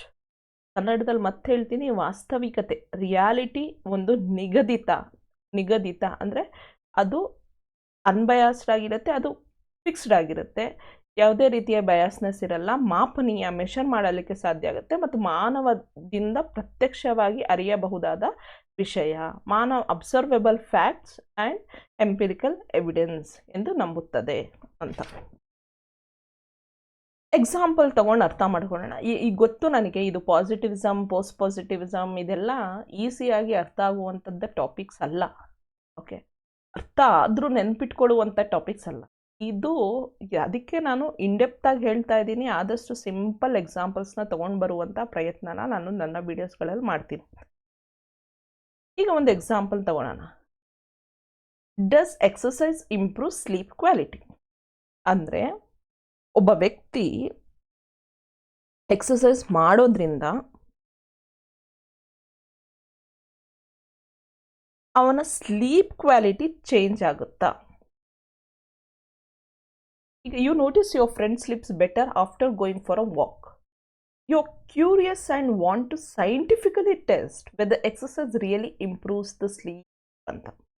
So so ಈಗ ನೀವು ನಿಮ್ಮ ಫ್ರೆಂಡ್ ಅಬ್ಸರ್ವ್ ಮಾಡ್ತಾ ಇರ್ತೀರಾ, ದಿನಾ ವಾಕಿಗೆ ಹೋಗ್ತಾರೆ ಅವರು. ಆ ವಾಕಿಗೆ ಹೋಗಿ ಬಂದಾದ್ಮೇಲೆ ಅವ್ರು ನಿದ್ದೆ ಮಾಡಿದಾಗ ಒಂಚೂರು ಚೆನ್ನಾಗಿ ನಿದ್ದೆ ಮಾಡ್ತಾ ಇದ್ದೀನಿ ಕಣೋ ನಾನು ಅಂತ ನಿಮಗೆ ಹೇಳ್ತಾ ಇರ್ತಾರೆ. ಸೊ ಈಗ ನಿಮಗೆ ಅನಿಸುತ್ತೆ ನಿಜವಾಗ್ಲೂ ವಾಕಿಗೆ ಹೋಗೋದ್ರಿಂದ ಎಲ್ಲರೂ, ಈಗ ನೀವು ಅದು ಹೇಳಿದ್ದು ಬರೀ ನಿಮ್ಮ ಫ್ರೆಂಡು, ಬಟ್ ಎಲ್ಲರ ಜೀವನದಲ್ಲೂ ವಾಕಿಗೆ ಹೋಗೋದ್ರಿಂದ ಅವರ ಸ್ಲೀಪಿಂಗ್ ಕ್ವಾಲಿಟಿ ಇಂಪ್ರೂವ್ ಆಗುತ್ತಾ? ಒಂದು ಅರ್ಧ ಗಂಟೆ, 1 ಅವರು, 1.5 ಗಂಟೆ ಅವ್ರು ನಿಜವಾಗ್ಲೂ ನಿದ್ದೆನ ಇಂಪ್ರೂವ್ ಮಾಡ್ಬೋದಾ? ಬೇಗ ನಿದ್ದೆ ಬರೋದು, ಸರಿಯಾಗಿ ಒಳ್ಳೆ ನಿದ್ದೆ ಬರುವಂಥದ್ದು. ಒಳ್ಳೆ ನಿದ್ದೆ ಬರೋದು ಅಂದರೆ ಡಿಸ್ಕಂಟಿನ್ಯೂಷನ್, ಅಂದರೆ ಕಂಟಿನ್ಯೂಸ್ ಆಗಿ ನಿದ್ದೆ ಬರುವಂಥದ್ದು, ಮಧ್ಯದಲ್ಲಿ ಯಾವುದೇ ರೀತಿಯ ಎಚ್ಚರಿಕೆ ಇಲ್ದಲೇ ನಿದ್ದೆ ಮಾಡುವಂಥದ್ದು. ಆ ರೀತಿ ಎಲ್ಲ ಆಗಲಿಕ್ಕೆ ಸಾಧ್ಯನಾ ಅನ್ನುವಂತಹ ಒಂದು ಪ್ರಶ್ನೆ ನಿಮ್ಮ ಮೈಂಡಲ್ಲಿ ಬರುತ್ತೆ. ಬಂದಾಗ ನೀವು ಒಂದು ಹೈಪೋಥೆಸಿಸ್ನ ಫಾರ್ಮ್ ಮಾಡ್ತೀರಾ. ಸ್ಟೆಪ್ 1 ಇಲ್ಲಿ ನೋಡಿ, ಸ್ಟೆಪ್ 1 ಹೈಪೋಥೆಸಿಸ್ನ ಫಾರ್ಮ್ ಮಾಡ್ತೀರಾ. People who exercise regularly sleep better. ನೀವೇ ಒಂದು ಹೈಪೋಥೆಸಿಸ್ನ ಫಾರ್ಮ್ ಮಾಡ್ತಾ ಇದ್ದೀರಾ. ಅಸಂಪ್ಷನ್, ಹೈಪೋಥೆಸಿಸ್ ಅಂದರೆ ಅಸಂಪ್ಷನ್. ಯಾರು ಎಕ್ಸಸೈಸ್ ರೆಗ್ಯುಲರ್ ಆಗಿ ಮಾಡ್ತಾರೋ ಅವರು ಒಳ್ಳೆ ನಿದ್ದೆನ ಮಾಡ್ತಾರೆ ಅನ್ನುವಂಥ ಒಂದು ಅಸಂಪ್ಷನ್. ಈಗ ಅಸಂಪ್ಷನ್ ಇದ್ರೆ ಆಗುತ್ತಾ? ಅದನ್ನು ನಾವು ಪ್ರೂವ್ ಮಾಡಬೇಕು ಅಥವಾ ಡಿಸ್ಪ್ರೂವ್ ಮಾಡಬೇಕಲ್ವಾ? ಅದು ನಿಜ ಅಥವಾ ಸುಳ್ಳು ಅನ್ನುವಂಥದ್ದನ್ನು ನಾವು ಪ್ರೂವ್ ಮಾಡಬೇಕು. ಸೊ ಈಗ ಅದಕ್ಕೋಸ್ಕರ ನೀವು ನೆಕ್ಸ್ಟು ಡೇಟಾನ ಕಲೆಕ್ಟ್ ಮಾಡೋಕ್ಕೆ ಸ್ಟಾರ್ಟ್ ಮಾಡ್ತೀರಾ. Collect measurable data. ನೆಕ್ಸ್ಟ್ ಏನು ಮಾಡ್ತೀರಾ ನೀವು? ಒಂದು ಇಷ್ಟು ಜನ ಅಂತ ಡೇಟಾ, ಅಂದರೆ ಒಂದು 50 ಜನದ್ದು 100 ಜನದ್ದು ಡೇಟಾ ಕಲೆಕ್ಟ್ ಮಾಡ್ತೀರಾ. ಅಂದರೆ record how many hours each person exercise per week and how many hours the sleep. ಪ್ರತಿಯೊಬ್ಬ ವ್ಯಕ್ತಿ ಒಂದು 100 ಜನ ಅಂತ ಎಕ್ಸಾಂಪಲ್ಗೆ ತೊಗೊಳ್ಳೋಣ. ಆ 100 ಜನ ದಿನ ಎಷ್ಟು ಅವರ್ಸ್ ಎಕ್ಸಸೈಸ್ ಮಾಡ್ತಾರೆ, ಎಷ್ಟು ಅವರ್ಸ್ ನಿದ್ದೆ ಮಾಡ್ತಾರೆ ಅನ್ನುವಂಥ ಡೇಟಾನ ಕಲೆಕ್ಟ್ ಮಾಡ್ತೀರಾ. ಯಾವ ರೀತಿ ಡೇಟಾ ಕಲೆಕ್ಟ್ ಮಾಡ್ಬೋದು ಅಂದರೆ using sleep tracking app are smart watch for accurate sleep data. ಇತ್ತೀಚೆಗೆ ಸ್ಮಾರ್ಟ್ ವಾಚಸ್ ಎಲ್ಲ ಬಂದಿದೆ. ಆ ಸ್ಮಾರ್ಟ್ ವಾಚ್ ಹಾಕೊಂಡು ರಾತ್ರಿ ಮಾಡುವಾಗ ನಾವು ನಿಜವಾಗ್ಲೂ ಕಂಟಿನ್ಯೂಸ್ ಆಗಿ ನಿದ್ದೆ ಮಾಡಿದ್ದೀವ, ಮಧ್ಯದಲ್ಲಿ ಡಿಸ್ಟ್ರ್ಯಾಕ್ಟ್ ಆಗಿದ್ದೀವ, ಎದ್ದಿದ್ದೀವ, ಅದೆಲ್ಲ ಟ್ರ್ಯಾಕ್ ಮಾಡ್ತಾ ಇರುತ್ತೆ. ಈಗ ಕಲೆಕ್ಟ್ ಮಾಡಿರುವಂಥ ಡೇಟಾನ ಕಂಪೇರ್ ಮಾಡುವಂಥದ್ದು ಸ್ಟ್ಯಾಟಿಸ್ಟಿಕಲ್ ಸಾಫ್ಟ್ವೇರ್ಸ್ ಯೂಸ್ ಮಾಡಿಕೊಂಡು. ಲೈಕ್ 50-100 ಜನನೋ ನೀವೇನು ಡೇಟಾ ಕಲೆಕ್ಟ್ ಮಾಡಿರ್ತೀರೋ ಅವ್ರದ್ದು. ಅದಾದಮೇಲೆ ಡೇಟಾ ನಿಮಗೆ ಕಲೆಕ್ಟ್ ಮಾಡಿದ ಡೇಟಾ ಸ್ಟ್ಯಾಟಿಸ್ಟಿಕಲ್ ಸಾಫ್ಟ್ವೇರ್ಸ್ ಯೂಸ್ ಮಾಡ್ಕೊಂಡು ನೀವು ಅನಾಲಿಸಿಸ್ ಮಾಡಿದ್ಮೇಲೆ ನಿಮಗೇನೋ ಒಂದು ಅರ್ಥ ಆಗಿರುತ್ತೆ. ಅದ್ರ ಬೇಸಿಸ್ ಮೇಲೆ ನೀವು ಕನ್ಕ್ಲೂಷನ್ಸ್ನ ಡ್ರಾ ಮಾಡ್ತೀರಾ.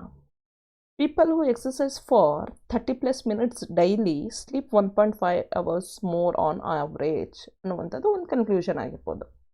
ಲೈಕ್ ಈಗ ದಿನಕ್ಕೆ 30 ನಿಮಿಷಕ್ಕಿಂತ ಜಾಸ್ತಿ ಯಾರು ನಿದ್ದೆ ಮಾಡ್ತಾ ಇದ್ದಾರೋ, ಎಕ್ಸಸೈಸ್ ಮಾಡ್ತಾ ಇದ್ದಾರೋ ಅವ್ರು ದಿನಕ್ಕೆ ಅಪ್ರಾಕ್ಸಿಮೇಟ್ಲಿ 1.5 ಗಂಟೆ ಒಳ್ಳೆ ನಿದ್ದೆನ ಮಾಡ್ತಾರೆ ಅಡಿಷ್ನಲ್ ಆಗಿ ಅಂತ, ಆನ್ ಆನ್ ಆವ್ರೇಜ್.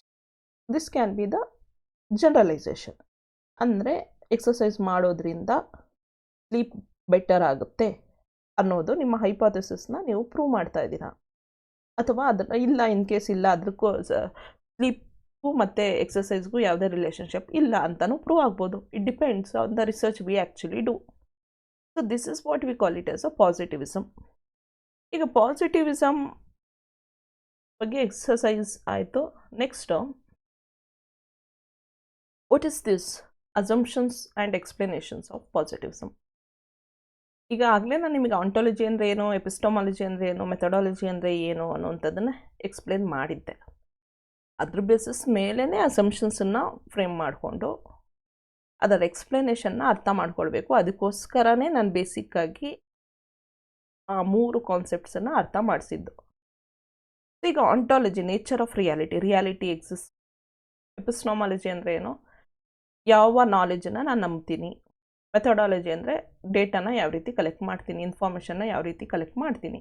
ಆಂಟಾಲಜಿ ಅಂದರೆ ರಿಯಾಲಿಟಿ ಚೆಕ್ ಮಾಡುವಂಥದ್ದು, ನಿಜವಾಗ್ಲೂ ಅದು ಇದೆಯಾ ಇಲ್ವೋ ಅಂತ. ಈಗ ಕೆಲವ್ರು ನಂಬ್ತಾರೆ ದೇವರಿದ್ದಾನೆ ಅಂತ, ಕೆಲವ್ರು ನಂಬ್ತಾರೆ ದೇವರಿಲ್ಲ ಅಂತ, ಕೆಲವ್ರು ನಂಬ್ತಾರೆ ದೆವ್ವ ಇದೆ ಅಂತ, ಕೆಲವ್ರು ನಂಬ್ತಾರೆ ದೆವ್ವ ಇಲ್ಲ ಅಂತ. So that is what ontology is. Epistemology ಅಂದರೆ ಈಗ ದೆವ್ವ ಇದೆ ಅಂತ ನೀನು ನಂಬ್ತೀಯಾ ಅಂದರೆ ಯಾವ ಬೇಸಿಸ್ ಮೇಲೆ ನಂಬ್ತೀಯಾ? ನಿಮಗೆ ಯಾರೋ ಹೇಳ್ಬೋದು, ಓ ನನಗೆ ಕಣೋ ಅವತ್ತು ರಾತ್ರಿ ನಾನು 12 ಗಂಟೆಗೆ ಮಾಡ್ಕೊಳ್ತಾ ಇದ್ದೆ, ದಾರಿಯಲ್ಲಿ ಯಾರೋ ಬಿರಿ ಸೀರೆ ಉಟ್ಕೊಂಡು ಓಡಾಡ್ತಾ ಇದ್ರು, ಅದು ದೆವ್ವನೇ ಅಂತ. ದಟ್ ಈಸ್ ಯಾರೋ ಹೇಳಿರೋದಾಗಿರ್ಬೋದು, ಅಥವಾ ನೀವೇ ಯಾವುದೋ ಮೂವೀಸ್ನ ನೋಡಿರೋದಾಗಿರ್ಬೋದು, ಅಥವಾ ನೀವು ಏನೋ ನಿಮ್ಮ ಎಕ್ಸ್ಪೀರಿಯನ್ಸ್ ಆಗಿರ್ಬೋದು. ಆ್ಯಕ್ಚುಲಿ ಸೈಂಟಿಫಿಕಲಿ ಪ್ರೂವ್ ಅದು ಅನ್ನುವಂಥದ್ದೇ ಎಪಿಸ್ಟಮಾಲಜಿ. Next methodology. ನಿಜವಾಗ್ಲೂ ದೆವ್ವ ಇದೆಯೋ ಇಲ್ವೋ ಅಂತ ಈಗ ನೀವು ಟೆಸ್ಟ್ ಮಾಡೋದಕ್ಕೆ 1,000 ಜನ ಹತ್ರ ಡೇಟಾ ಕಲೆಕ್ಟ್ ಮಾಡೋಕ್ಕೆ ಸ್ಟಾರ್ಟ್ ಮಾಡ್ತೀವಿ. That is explanation. ಆಂಟಾಲಜಿ ಇಲ್ಲಿ ಪಾಸಿಟಿವಿಸಮಲ್ಲಿ there is a single objective reality. ವಾಸ್ತವಿಕತೆ ನಿರ್ದಿಷ್ಟವಾಗಿರುತ್ತದೆ, ಅದನ್ನು ನಾವು ಅಳೆಯಬಹುದು ಅನ್ನುವಂಥದ್ದು ಪಾಸಿಟಿವಿಸಮ್.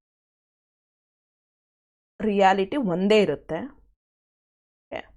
ಯಾವುದೇ ರೀತಿಯಾದಂಥ ವೇರಿಯೇಷನ್ಸ್ ಬರಲ್ಲ, ಏನೇ ಇದ್ದರೂ ಆಬ್ಜೆಕ್ಟಿವ್ ಆಗಿರುತ್ತೆ, ನಮ್ಮ ಬಯಾಸ್ನೆಸ್ ಇರಲ್ಲ ಅದರಲ್ಲಿ ಅನ್ನುವಂಥದ್ದು. Next we can know this reality through observation and reason. ಯಾವ ರೀತಿ ಇನ್ಫಾರ್ಮೇಷನ್ ಸಿಗುತ್ತೆ ನಿಮಗೆ, ನಾಲೆಜ್ ಯಾವ ರೀತಿ ಬರುತ್ತೆ?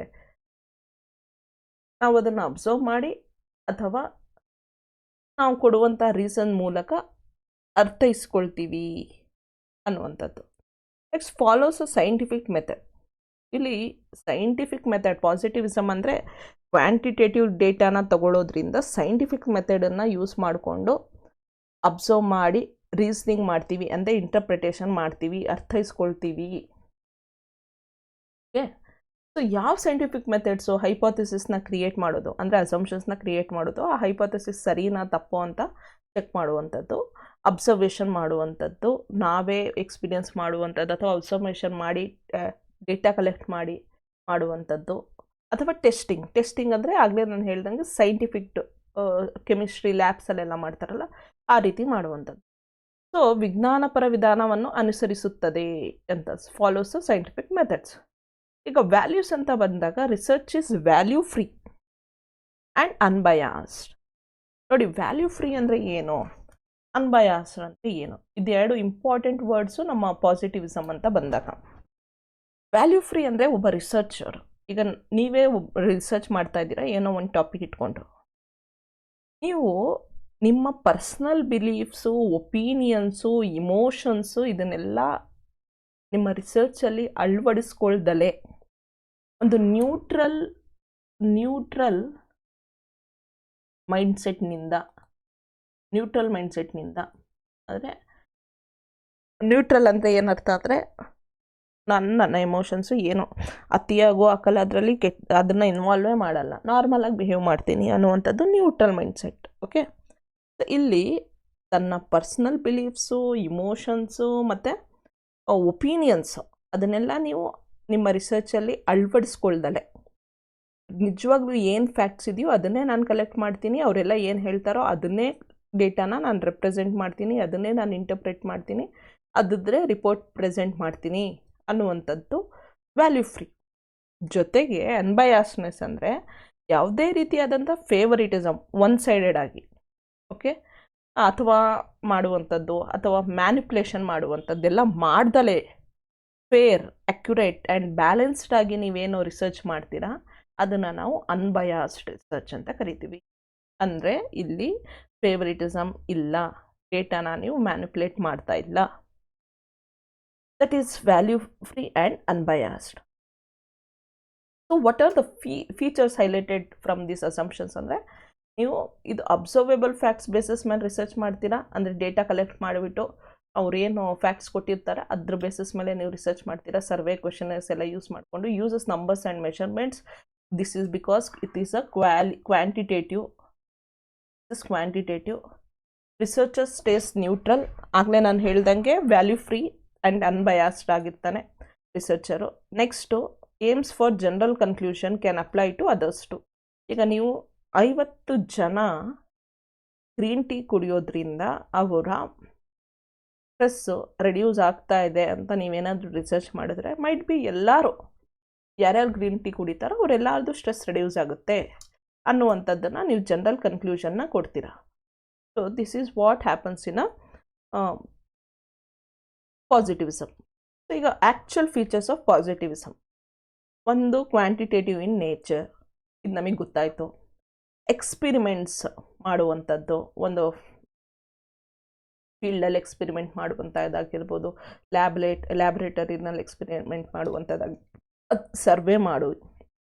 Structured interview. Structured interview unstructured interview. Structured interview ಅಂದರೆ ನೀವು ಪ್ರಶ್ನೆಗಳನ್ನ ರೆಡಿ ಮಾಡ್ಕೊಂಡು ಹೋಗಿರ್ತೀರ, ಆ ಪ್ರಶ್ನೆಗಳಿಗೆ ಉತ್ತರ ಹೇಳಿದ್ರೆ ನೀವು ಸರಿ ಅಂತ ಮಾರ್ಕ್ ಮಾಡ್ಕೊಳ್ತೀರಾ, ಇಷ್ಟಿಷ್ಟೇ ಅಂತ. ಅದು ಪಾಸಿಟಿವಿಸಮ್. ಅನ್ಸ್ಟ್ರಕ್ಚರ್ಡ್ ಇಂಟರ್ವ್ಯೂ ಅಂದರೆ ನೀವು ಒಂದು ಪ್ರಶ್ನೆ ಕೇಳ್ತೀರಾ, ಆ ಪ್ರಶ್ನೆಗೆ ಅವ್ರು ಯಾವುದೋ ಉತ್ತರ ಕೊಡ್ತಾರೆ, ಆ ಉತ್ತರಕ್ಕೆ ಆ ಉತ್ತರದ ಬೇಸಿಸ್ ಮೇಲೆ ನೀವು ಇನ್ನೊಂದು ಪ್ರಶ್ನೆನ ಕೇಳ್ತೀರಾ.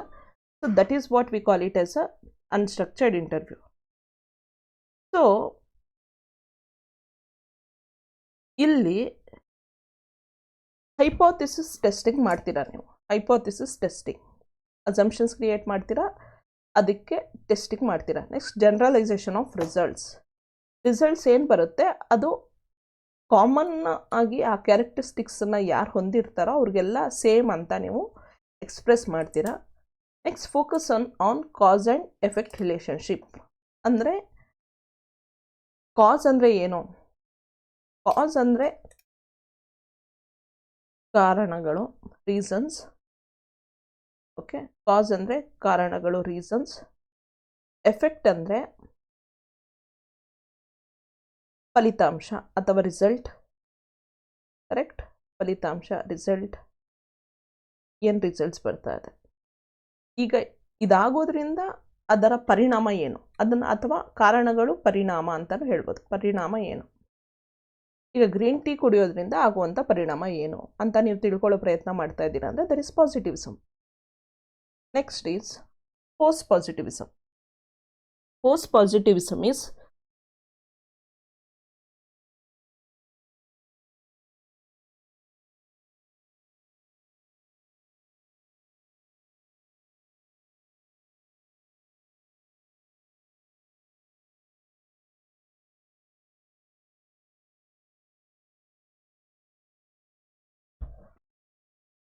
ಏನಿದು ಪೋಸ್ಟ್ ಪಾಸಿಟಿವಿಸಮ್ ಅಂದರೆ? ಪಾಸಿಟಿವಿಸಮ್ ಅಂದರೆ ಏನು ಅಂತ ಗೊತ್ತಾಯ್ತು ನಮಗೆ. ಪೋಸ್ಟ್ ಪಾಸಿಟಿವಿಸಮ್ ಅಂದರೆ ಏನು actual difference between positivism and post positivism ಅಂತ ತಿಳ್ಕೊಳ್ಳೋಣ. Post positivism emerged as a critic of positivism. It accepts that we can't observe everything objectively. Human understanding is limited and all observation is theory laden. Post positivism recognizes probability instead of certainty. ಅಂತ ಸರ್ಟೈನಿಟಿಗೂ ಪ್ರೊಬ್ಯಾಬಿಲಿಟಿಗೂ ಏನು difference ಅಂತ first explain ಮಾಡ್ತೀನಿ. ಸರ್ಟೈನಿಟಿ ಅಂದರೆ ಖಂಡಿತವಾಗ್ಲೂ ಇದು ಹೀಗೆ ಅಂತ ಹೇಳುವಂಥದ್ದು. ಪ್ರೊಬ್ಯಾಬಿಲಿಟಿ ಅಂದರೆ ಇದು ಹೀಗಿರಬಹುದು ಅಂತ ಹೇಳುವಂಥದ್ದು. ಈಗ ನೀವು ನಿಮ್ಮ ಮನೆ ಕಿಟಕಿ ಹತ್ರ ಕೂತ್ಕೊಂಡಿದ್ದೀರಾ, ಆಚೆ ನೋಡ್ತಾ ಇದ್ದೀರಾ, ಒಂದು ಮರ ಇದೆ. ಓಕೆ, ಇಮ್ಯಾಜಿನ್ ಮಾಡಿ, ನೀವು ಮನೆ ಕಿಟಕಿಯಿಂದ ಆಚೆ ನೋಡ್ತಾ ಇದ್ದೀರಾ, ಆಚೆ ಒಂದು ಮರ ಇದೆ. ಈಗ ಆ ಮರನ ನೀವು ನೋಡುವಾಗ ನಿಮಗೆ ಅನಿಸ್ತಾ ಇದೆ ಅಲ್ಲೊಂದು ಮರ ಇದೆ ಅಂತ. ಅದು ಕನ್ಫರ್ಮ್, ನಿಜವಾಗ್ಲೂ ಅಲ್ಲಿ ಮರ ಇದೆ ಅನ್ನುವಂಥದ್ದು ಕನ್ಫರ್ಮ್. ಆದರೆ ಅದು ಇದೇ ಮರ ಹೀಗೆ ಅದು ಅಂತ ಪರ್ಫೆಕ್ಟಾಗಿ ನೀವು ಹೇಳಿದ್ರೆ ಅದು ಸರ್ಟೈನಿಟಿ, ಪರ್ಫೆಕ್ಟಾಗಿ ಹೇಳಿದ್ರೆ. ಬಟ್ ಅಂದ್ಕೊಳ್ಳೋಣ, ಈಗ ನೀವು ಕಿಟಕಿಯಿಂದ ನೋಡ್ತಾ ಇದ್ದೀರಾ, ಆದರೆ ಕಿಟಕಿ ಮುಚ್ಚಿದೆ, ಗ್ಲಾಸ್ ಇದೆ ಕಿಟಕಿಗೆ, ಆ ಕಿಟಕಿ ಮೇಲೆ ಧೂಳಿದೆ ಅಥವಾ ನೀರು ಬಿದ್ದಿದೆ ಅಂತ. ಓಕೆ, ಲೈಟಾಗಿ ಮಳೆ ಬೀಳ್ತಾ ಇದೆ, ಸರಿಯಾಗಿ ನಿಮಗೆ ಕಾಣಿಸ್ತಾ ಇಲ್ಲ. ಅಲ್ಲಿ ಮರ ಇದೆ ಅಂತ ಗೊತ್ತು, ಯಾವ ಮರ, ಎಷ್ಟುದ್ದುದ್ದು ಅದೆಲ್ಲ ನಿಮಗೆ ಕ್ಲೀನಾಗಿ ಕಾಣಿಸ್ತಾ ಇಲ್ಲ. ಆವಾಗ ನೀವೇನಂತೀರಾ, that is there is a probability, there is a tree, something is there, this tree might be there ಅನ್ನುವಂಥದ್ದನ್ನು ಹೇಳ್ತೀರಾ. ಸರ್ಟೈನ್ ಆಗಿ ಹೇಳೋದಕ್ಕೆ ಸಾಧ್ಯ ಇಲ್ಲ. ಸೊ ಪೋಸ್ಟ್ ಪಾಸಿಟಿವಿಸಮ್ ಏನು ಹೇಳುತ್ತೆ ಅಂದರೆ, we can observe the word completely and objectively without biasness. ಅಂದರೆ ನಾವು ಪಾಸಿಟಿವಿಸಮ್ ಹೇಳುತ್ತೆ ನಾವು ವರ್ಡನ್ನು ಸರಿಯಾಗಿ ನೋಡಬಹುದು, ಆಬ್ಜೆಕ್ಟಿವ್ ಆಗಿ ನಾವು ನೋಡ್ಬೋದು ವಿತೌಟ್ ಬಯಾಸ್ನೆಸ್ ಅಂತ. ಆದರೆ ಪೋಸ್ಟ್ ಪಾಸಿಟಿವಿಸಮ್ ಹೇಳುತ್ತೆ ಇದು ಸಾಧ್ಯ ಇಲ್ಲ. We cannot see or measure everything perfectly without any biasness ಅಂತ. ಅಂದರೆ ಪ್ರತಿಯೊಂದನ್ನು ನಾವು ಸರಿಯಾಗಿ ನೋಡ್ತೀವಿ, ಅದನ್ನು ಸರಿಯಾಗಿ ಮೆಷರ್ ಮಾಡ್ತೀವಿ, ಅದು ಪರ್ಫೆಕ್ಟಾಗಿ ಮಾಡ್ತೀವಿ, ಬಯಾಸ್ನೆಸ್ ಇಲ್ಲದೆ ಮಾಡ್ತೀವಿ ಅನ್ನುವಂಥದ್ದು ಸಾಧ್ಯವೇ ಇಲ್ಲ ಅಂತ ಪೋಸ್ಟ್ ಪಾಸಿಟಿವಿಸಮ್ ಹೇಳುತ್ತೆ. ಅದಕ್ಕೆ it is an emerged as a critic of positivism ಅಂತ. It is emerged as a critic of positivism ಅಂತ. Next our understanding is limited ಅಂತ ಹೇಳುತ್ತಿದ್ದು. ಅಂದರೆ ನಾವು ಇಲ್ಲಿ ಇದೇನು ಹೇಳುತ್ತೆ ನೋಡಿ, ಹ್ಯೂಮನ್ ಅಂಡರ್ಸ್ಟ್ಯಾಂಡಿಂಗ್ ಇಸ್ ಲಿಮಿಟೆಡ್ ಅಂತ. ಪಾಸಿಟಿವಿಸಮ್ ಹೇಳುತ್ತೆ ನಾವೇನು ನೋಡ್ತೀವೋ ಏನು ತಿಳ್ಕೊಳ್ತೀವೋ ಅದೇ ಸತ್ಯ ಅಂತ. ಓಕೆ, ಬಟ್ ಪೋಸ್ಟ್ ಪಾಸಿಟಿವಿಸಮ್ ಹೇಳುತ್ತೆ ಅದು ಸಾಧ್ಯ ಇಲ್ಲ. ಯಾಕಂದರೆ ಪ್ರತಿಯೊಬ್ಬ ವ್ಯಕ್ತಿ 100% ಇರೋದನ್ನು ಇದ್ದ ಹಾಗೆ ಅರ್ಥೈಸ್ಕೊಳ್ಳುವುದಕ್ಕೆ ಸಾಧ್ಯ ಇಲ್ಲ. ಆಮೇಲೆ and all observation is theory laden. ನಾವೇನು ಅಬ್ಸರ್ವ್ ಮಾಡ್ತೀವಿ ಅದು ನಮ್ಮ ಬಿಲೀಫ್ಸು ಐಡಿಯಾಸ್ ಮೇಲೆ ಡಿಪೆಂಡ್ ಆಗಿರುತ್ತೆ. Instead of saying something is 100% true or certain, post positivism ಏನು ಹೇಳುತ್ತೆ ಅಂದರೆ it may be probably something, probably true, probability, might be, may be, chances ಅನ್ನುವಂಥದ್ದು ಇದೆ, ಈ ರೀತಿ ಇರಬಹುದದು ಅಂತ. ಈಗ ನೀವು ಕಿಟಕಿಯಿಂದ ಆಚೆ ನೋಡ್ತಾ ಇರುವಂತಹ ಮರ ಕ್ಲಿಯರಾಗಿ ಕಾಣಿಸ್ತಾ ಇದ್ರು ನೀವು ಆ ಮರ ಎಷ್ಟು ಉದ್ದ ಅಂತ ಇದೆ ಅಂತ ಹೇಳ್ತೀರಾ ಅಂದರೆ 100% ಅದು ಇಷ್ಟೇ ಉದ್ದ ಇದೆ ಅಂತ ಎಕ್ಸಾಕ್ಟಾಗಿ ಹೇಳಲಿಕ್ಕೆ ಸಾಧ್ಯನಾ?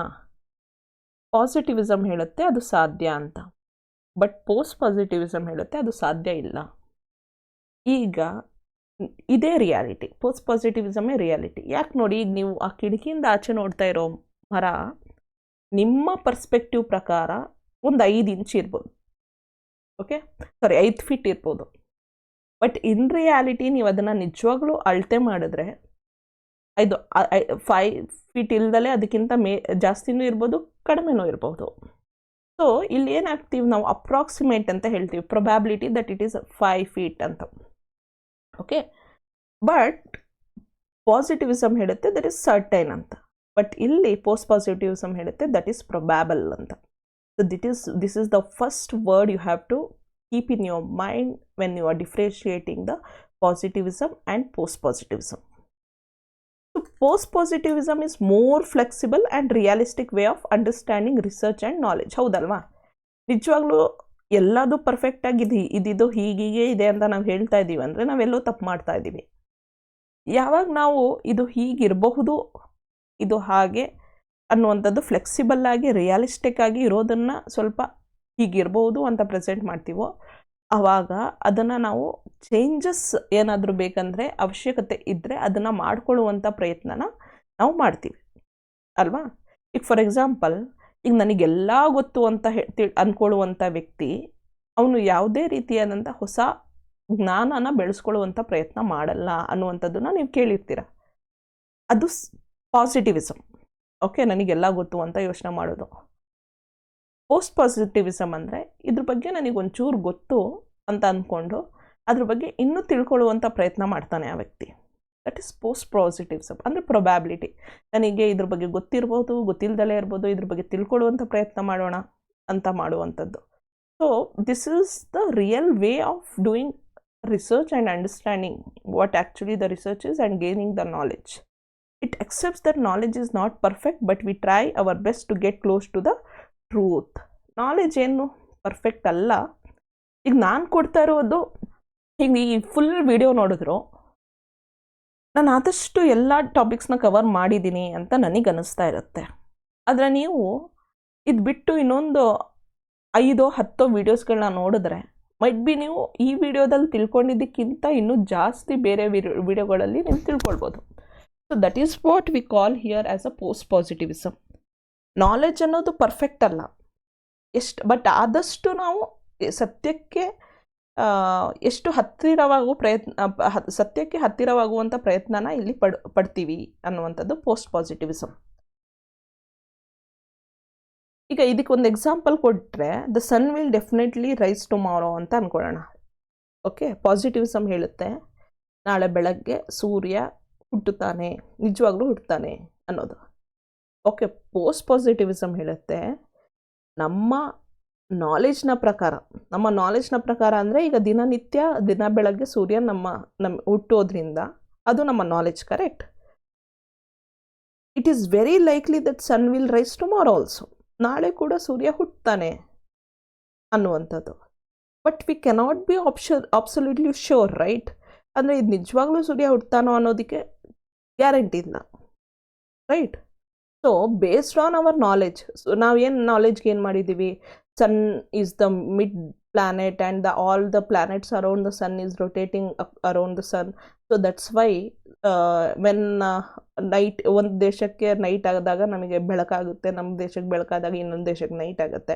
ಇದೆಲ್ಲ ನಾವು ಗೇನ್ ಮಾಡಿರುವಂತಹ ನಾಲೆಜ್, ಬೇಸಿಕ್ ಸೈನ್ಸಲ್ಲಿ ಓದಿ ಗೇನ್ ಮಾಡಿರುವಂಥ ನಾಲೆಜ್. ಅದ್ರ ಬೇಸಿಸ್ ಮೇಲೆ ನಾವು ಹೇಳ್ತೀವಿ tomorrow morning sun will rise ಅಂತ. But we are not actually sure. So that is what we call it as a post positivism ಅಂತ. So features of post positivism research, it accept subjectivity and human error. So ಆಗಲೇ ನಾನು ನಿಮಗೆ ಹೇಳಿದೆ ಏನು subjectivity. Human error ಅಂದರೆ ನಿಮಗೆ ಗೊತ್ತಿದೆ. Human error ಅಂದರೆ human can make a mistake, right? Human can make a mistake. That's why we are humans, not computers ಅಂತ ನಾನು ಹೇಳ್ತಾ ಇರ್ತೀನಿ ಆಗಾಗ. accept the subjectivity, accepts that knowledge is not perfect, we try our best to get close to the truth ಅನ್ನೋದು ನಾವು already ಓದಿದ್ದೀವಿ. So ಇಲ್ಲಿ persons thoughts ಇದೆ ನೋಡಿ, ಪರ್ಸನ್ಸ್ ಥಾಟ್ಸ್. ಸಬ್ಜೆಕ್ಟಿವಿಟಿ ಅಂದರೆ ಏನು? ಪರ್ಸನ್ಸ್ ಥಾಟ್ಸ್, ಒಬ್ಬ ವ್ಯಕ್ತಿಯ thoughts, feelings, beliefs and experiences. Thoughts, feelings, beliefs and experiences. ಅದನ್ನು ನಾವು ಸಬ್ಜೆಕ್ಟಿವಿಟಿ ಅಂತ ಕರಿತೀವಿ. ಇದು how they see and understand things. ನಮ್ಮ ಥಾಟ್ಸ್ ಬೇಸಿಸ್ ಮೇಲೆ, ನಮ್ಮ ಫೀಲಿಂಗ್ಸ್ ಬೇಸಿಸ್ ಮೇಲೆ, ನಮ್ಮ ಬಿಲೀಫ್ಸ್ ಅಂದರೆ ನಾವು ಏನನ್ನ ನಂಬ್ತೀನಿ, ಎಕ್ಸ್ಪೀರಿಯನ್ಸ್, ನಮ್ಮ ಎಕ್ಸ್ಪೀರಿಯನ್ಸ್ ನಾವೇನನ್ನ ಅನುಭವಿಸಿರ್ತೀವಿ ಅದ್ರ ಬೇಸಿಸ್ ಮೇಲೆ ನಾವು ಒಂದು ಸಿಚುವೇಶನ್ಸ್ನ ಅರ್ಥ ಮಾಡ್ಕೊಳ್ತೀವಿ, ಒಂದು ರಿಸರ್ಚ್ ಮಾಡಿದ್ದನ್ನು ಅರ್ಥ ಮಾಡ್ಕೊಳ್ತೀವಿ. That is subjectivity. And human error, human ತಪ್ಪು ಮಾಡೇ ಮಾಡ್ತಾನೆ, ಡೇಟಾ ಕಲೆಕ್ಟ್ ಮಾಡುವಾಗ ಮಾಡ್ತಾನೆ, ಅವನು ಡೇಟಾ ಕಲೆಕ್ಟ್ ಮಾಡಿದ್ದನ್ನು ಇಂಟರ್ಪ್ರಿಟ್ ಮಾಡುವಾಗ ತಪ್ಪು ಮಾಡ್ತಾನೆ. ದಟ್ ಈಸ್ ನಾರ್ಮಲ್ ಅನ್ನುವಂಥದ್ದನ್ನು ಪೋಸ್ಟ್ ಪಾಸಿಟಿವಿಸಮ್ ಹೇಳುತ್ತೆ. It focuses on critical realism. Critical realism ಅಂದರೆ ಇಲ್ಲಿ ರಿಯಲಿ ಎಕ್ಸಿಸ್ಟ್ ಬಟ್ ಇಂಪರ್ಫೆಕ್ಟ್ಲಿ ಅಂಡರ್ಸ್ಟೂಡ್ ಅಂತ. ಏನು ಹೇಳುತ್ತೆ ಕ್ರಿಟಿಕಲ್ ರಿಯಲಿಸಮ್ ಅಂದರೆ? ಒಂದು ನಿಜವಾದ ಜಗತ್ತು ಎಕ್ಸಿಸ್ಟ್ ಆಗಿದೆ, ರಿಯಲ್ ವರ್ಡ್ ಎಕ್ಸಿಸ್ಟ್ ಇದೆ. ಬಟ್ ಆ ನಿಜವಾದಂತಹ ರಿಯಲ್ ವರ್ಡನ್ನು ನಾವು ಅರ್ಥೈಸ್ಕೊಳ್ಳುವುದು ಸಾಧ್ಯವಿಲ್ಲ, ಅದನ್ನು ಪೂರ್ಣವಾಗಿ ಅರ್ಥೈಸ್ಕೊಳ್ಳೋದು. It is not possible or it can never be possible to fully know or understand the real word ಪರ್ಫೆಕ್ಟಾಗಿ ನಾವು ಅರ್ಥ ಮಾಡ್ಕೊಳ್ತೀವಿ ಅನ್ನುವಂಥದ್ದು ಸಾಧ್ಯವಿಲ್ಲ. ಈಗ ನಾನೇ ಇಷ್ಟು ದೊಡ್ಡ ವಿಡಿಯೋ ಮಾಡಿದ್ರು ಕೂಡ ಪ್ರತಿಯೊಂದು ಪರ್ಫೆಕ್ಟಾಗಿ ಎಲ್ಲರಿಗೂ ಅರ್ಥ ಆಗುತ್ತಾ? ಈಗ ಈ ವಿಡಿಯೋನ 100 ಜನ 200 ಜನ ನೋಡಿದ್ರು, ಪ್ರತಿಯೊಬ್ಬರಿಗೂ ಪ್ರತಿ ಒಂದು ವರ್ಡ್ ನಾನು ಎಕ್ಸ್ಪ್ಲೇನ್ ಮಾಡಿದ್ದು ಅರ್ಥ ಆಗುತ್ತಾ ಅಂದರೆ ಇಲ್ಲ, ಆಗಲ್ಲ. ಒಂದ್ಸಲಿ ನೋಡಿದ್ರೆ ಅರ್ಥ ಆಗಲ್ಲ, 2 ಸಲ ನೋಡಿದ್ರೆ ಸ್ವಲ್ಪ ಅರ್ಥ ಆಗ್ಬೋದು, 3ನೇ ಸಲ ನೋಡಿದ್ರೆ ಇನ್ನೂ ಚೆನ್ನಾಗಿ ಅರ್ಥ ಆಗ್ಬೋದು. ಸೊ ಈಗ ಇಟ್ ಡಿಪೆಂಡ್ಸ್. ಈಗ ನೋಡಿ, ಇದೇ ಹೇಳುವಂಥದ್ದು ಸಬ್ಜೆಕ್ಟಿವಿಟಿ ಅಂತ. ಈಗ ನೀವು ಈ ವಿಡಿಯೋ ನೋಡುವಾಗ ನಿಮ್ಮ ಥಾಟ್ಸ್ ಯಾವ ರೀತಿ ಇರುತ್ತೆ? ನಿಮಗೆ ಅನಿಸ್ಬೋದು, ಕೆಲವ್ರಿಗೆ ಅನಿಸ್ಬೋದು ಈ ವಿಡಿಯೋನಲ್ಲಿ ಎಲ್ಲ ಟಾಪಿಕನ್ನು ಕವರ್ ಮಾಡಿದ್ದಾರೆ, ಇದನ್ನು ನಾನು ಓದ್ಕೊಂಡ್ರೆ ನನಗೆ ಎಕ್ಸಾಮಲ್ಲಿ ಆಗುತ್ತೆ, ಕ್ಲೀನಾಗಿ ಎಕ್ಸಾಮನ್ನು ಬರೆಯೋದಕ್ಕೆ ಸಾಧ್ಯ, ಅದಕ್ಕೆ ನಾನು ಫುಲ್ ಫೋಕಸ್ಡ್ ಆಗಿ ಇದೇ ವಿಡಿಯೋನ ಓದ್ಕೊಂಡು ನೋಟ್ಸ್ ಮಾಡ್ಕೊಂಡು ಹೋಗ್ತೀನಿ ಅಂತ. ಇನ್ನು ಕೆಲವ್ರ ಥಾಟ್ಸು ಈ ವಿಡಿಯೋನ ನಾನು ನೋಡ್ತೀನಿ, ಕನ್ನಡದಲ್ಲಿ ಮಾಡಿದ್ದಾರೆ, ಬೇರೆ ವಿಡಿಯೋಸ್ಗಳು ಇದೆ ಅದನ್ನು ನೋಡ್ತೀನಿ ಅನ್ನೋದಾಗಿರ್ಬೋದು. ಇನ್ನು ಕೆಲವ್ರು ಸುಮ್ಮನೆ ಏನು ಮಾಡಿದ್ದಾರೆ ನೋಡೋಣ ಮೇಡಮ್ಮು ಹೆಂಗೆ ಎಕ್ಸ್ಪ್ಲೇನ್ ಮಾಡ್ತಾ ಇದ್ದಾರೆ ಅಂತ ನೋಡ್ತಾ ಇರ್ಬೋದು. ಸೊ ಇಲ್ಲಿ ಏನಾಗುತ್ತೆ ಅಂದರೆ ಒಬ್ಬ ವ್ಯಕ್ತಿಯ ಥಾಟ್ಸು, ಫೀಲಿಂಗ್ಸು, ಬಿಲೀಫ್ಸು, ಎಕ್ಸ್ಪೀರಿಯನ್ಸು ನೀವು ಈ ವಿಡಿಯೋನ ಎಷ್ಟು ಚೆನ್ನಾಗಿ ಅರ್ಥ ಮಾಡ್ಕೊಳ್ತೀರಾ ಅನ್ನೋದ್ರ ಮೇಲೆ ಡಿಪೆಂಡ್ ಆಗುತ್ತೆ ಹೊರತು ನೀವು 100% ಈಗ 100 ಜನ 200 ಜನ 300 ಜನ ಯಾರು ಈ ವಿಡಿಯೋನ ನೋಡ್ತೀರೋ ಪ್ರತಿಯೊಬ್ಬರು ಪ್ರತಿಯೊಂದು ಪದ, ಪ್ರತಿಯೊಂದು ಎಕ್ಸ್ಪ್ಲನೇಷನ್ನು ಕೂಡ ನೀವು ಅರ್ಥ ಮಾಡ್ಕೊಳ್ತೀರಾ ಅಂತ ನಾನು ನಂಬಿದ್ರೆ ಅದು ಸುಳ್ಳು. That is what post-positivism research is. So next, mixed methods. ಇಲ್ಲಿ ಇದೇ ಮುಖ್ಯ. ಪಾಸಿಟಿವಿಸಮಲ್ಲಿ ಕ್ವಾಂಟಿಟೇಟಿವ್ ಮೆಥಡನ್ನು ಮಾತ್ರ ಉಪಯೋಗಿಸ್ತಾರೆ. ಪೋಸ್ಟ್ ಪಾಸಿಟಿವಿಸಮಲ್ಲಿ ಕ್ವಾಂಟಿಟೇಟಿವ್ ಮತ್ತು ಕ್ವಾಲಿಟೇಟಿವ್ ಎರಡೂ ಮೆಥಡ್ಸನ್ನು ಉಪಯೋಗಿಸ್ತಾರೆ. That is mixed methods. Research is context dependent. Context dependent ಅಂದರೆ ಏನು? ಕಾಂಟೆಕ್ಸ್ಟ್ ಅಂದರೆ ಏನು ಅಂದರೆ ಒಂದು ಸಿಚುಯೇಷನ್ನು, ಒಂದು ಎನ್ವಾನ್ಮೆಂಟಲ್ ಕಂಡೀಷನ್ ಆಗಿರ್ಬೋದು, ಅದನ್ನು ನಾವು ಕಾಂಟೆಕ್ಸ್ಟ್ ಅಂತ ಹೇಳ್ತೀವಿ. ನಾವು ಇಲ್ಲಿ ಪೋಸ್ಟ್ ಪಾಸಿಟಿವಿಸಮ್ ಬೇಸಿಸ್ ಮೇಲೆ ನಾವು ಏನು ರಿಸರ್ಚ್ ಮಾಡ್ತೀವೋ ಅದು ಆ ಸಿಚುಯೇಷನ್ನಿಗೆ, ಆ ಎನ್ವಾನ್ಮೆಂಟಲ್ ಫ್ಯಾಕ್ಟರ್ಸ್ ನಮಗೆ ಏನು ಇನ್ಫ್ಲೂಯೆನ್ಸ್ ಮಾಡುತ್ತೋ ಅದ್ರ ಮೇಲೆ ಡಿಪೆಂಡೆಂಟ್ ಆಗಿರುತ್ತೆ.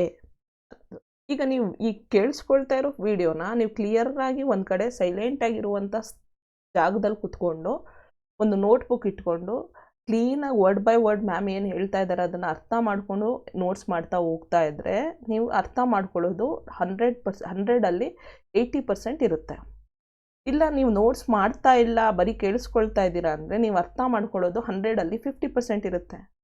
ಅದರಲ್ಲಿ ಅಂದ್ಕೊಳ್ಳಿ, ಈಗ ನೀವು ಕೂತಿರೋ ಜಾಗದಲ್ಲಿ ಟಿ ವಿ ಆನ್ ಆಗಿದೆ ಅಥವಾ ಮಕ್ಕಳು ಅವರು ಇವರು ಗಲಾಟೆ ಮಾಡ್ತಾ ಇದ್ರೆ ಅಂಥ ಕಡೆ ಕೂತ್ಕೊಂಡು ನೀವು ಈ ವಿಡಿಯೋ ನೋಡ್ತಾ ಇದ್ದೀರಾ ಅಂದಾಗ ಈ 100% ನಿಮ್ಮ ತಲೆಯಲ್ಲಿ ಅರ್ಥ ಆಗುವಂಥದ್ದು ಬರೀ 25% 20% ಇರ್ಬೋದು ಅಷ್ಟೆ. ಅಂದರೆ ಇಲ್ಲಿ ಸಿಚುಯೇಷನ್ಸ್ ಯಾವ ರೀತಿ ಇದೆ, ಎನ್ವಾನ್ಮೆಂಟಲ್ ಕಂಡೀಷನ್ಸ್ ಯಾವ ರೀತಿ ಇದೆ, ಅದ್ರ ಬೇಸಿಸ್ ಮೇಲೆ ನಾವು ರಿಸರ್ಚನ್ನು ಅರ್ಥ ಮಾಡ್ಕೊಳ್ತೀವಿ. ಅಂದರೆ the results R findings of a research is purely depending on the situation or the environmental conditions. That is what we call it as a context dependent anta.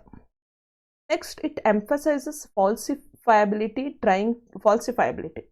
Falsifiability means trying to disprove hypothesis rather than proving them.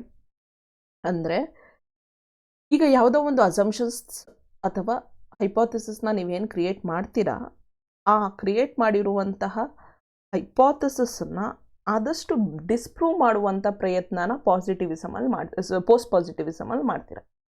ಪಾಸಿಟಿವಿಸಮಲ್ಲಿ assumption ಹೈಪೋಥೆಸಿಸ್ನ prove ಮಾಡುವಂಥ ಪ್ರಯತ್ನ ಮಾಡಿದ್ರೆ, post ಪಾಸಿಟಿವಿಸಮಲ್ಲಿ ಅದನ್ನು disprove ಮಾಡುವಂಥ ಪ್ರಯತ್ನ ಮಾಡ್ತೀರಾ. ಯಾಕೆ disprove ಮಾಡುವಂಥ ಪ್ರಯತ್ನ? ಯಾಕಂದರೆ ಅದು ತಪ್ಪು ಅಂತ ಪ್ರೂವ್ ಆದರೆ ಅದರ ಬಗ್ಗೆ ಇನ್ನೂ ತಿಳ್ಕೊಳ್ಳುವಂಥದ್ದು, ಅದರ ಬಗ್ಗೆ ಇನ್ನೂ ಸರಿ ಮಾಡಿಕೊಳ್ಳುವಂಥದ್ದು, ಚೇಂಜಸ್ನ ಮಾಡಿಕೊಳ್ಳುವಂಥದ್ದು, ಅದನ್ನು ಮಾಡಲಿಕ್ಕೆ ಸಾಧ್ಯ. ಅದಕ್ಕೋಸ್ಕರ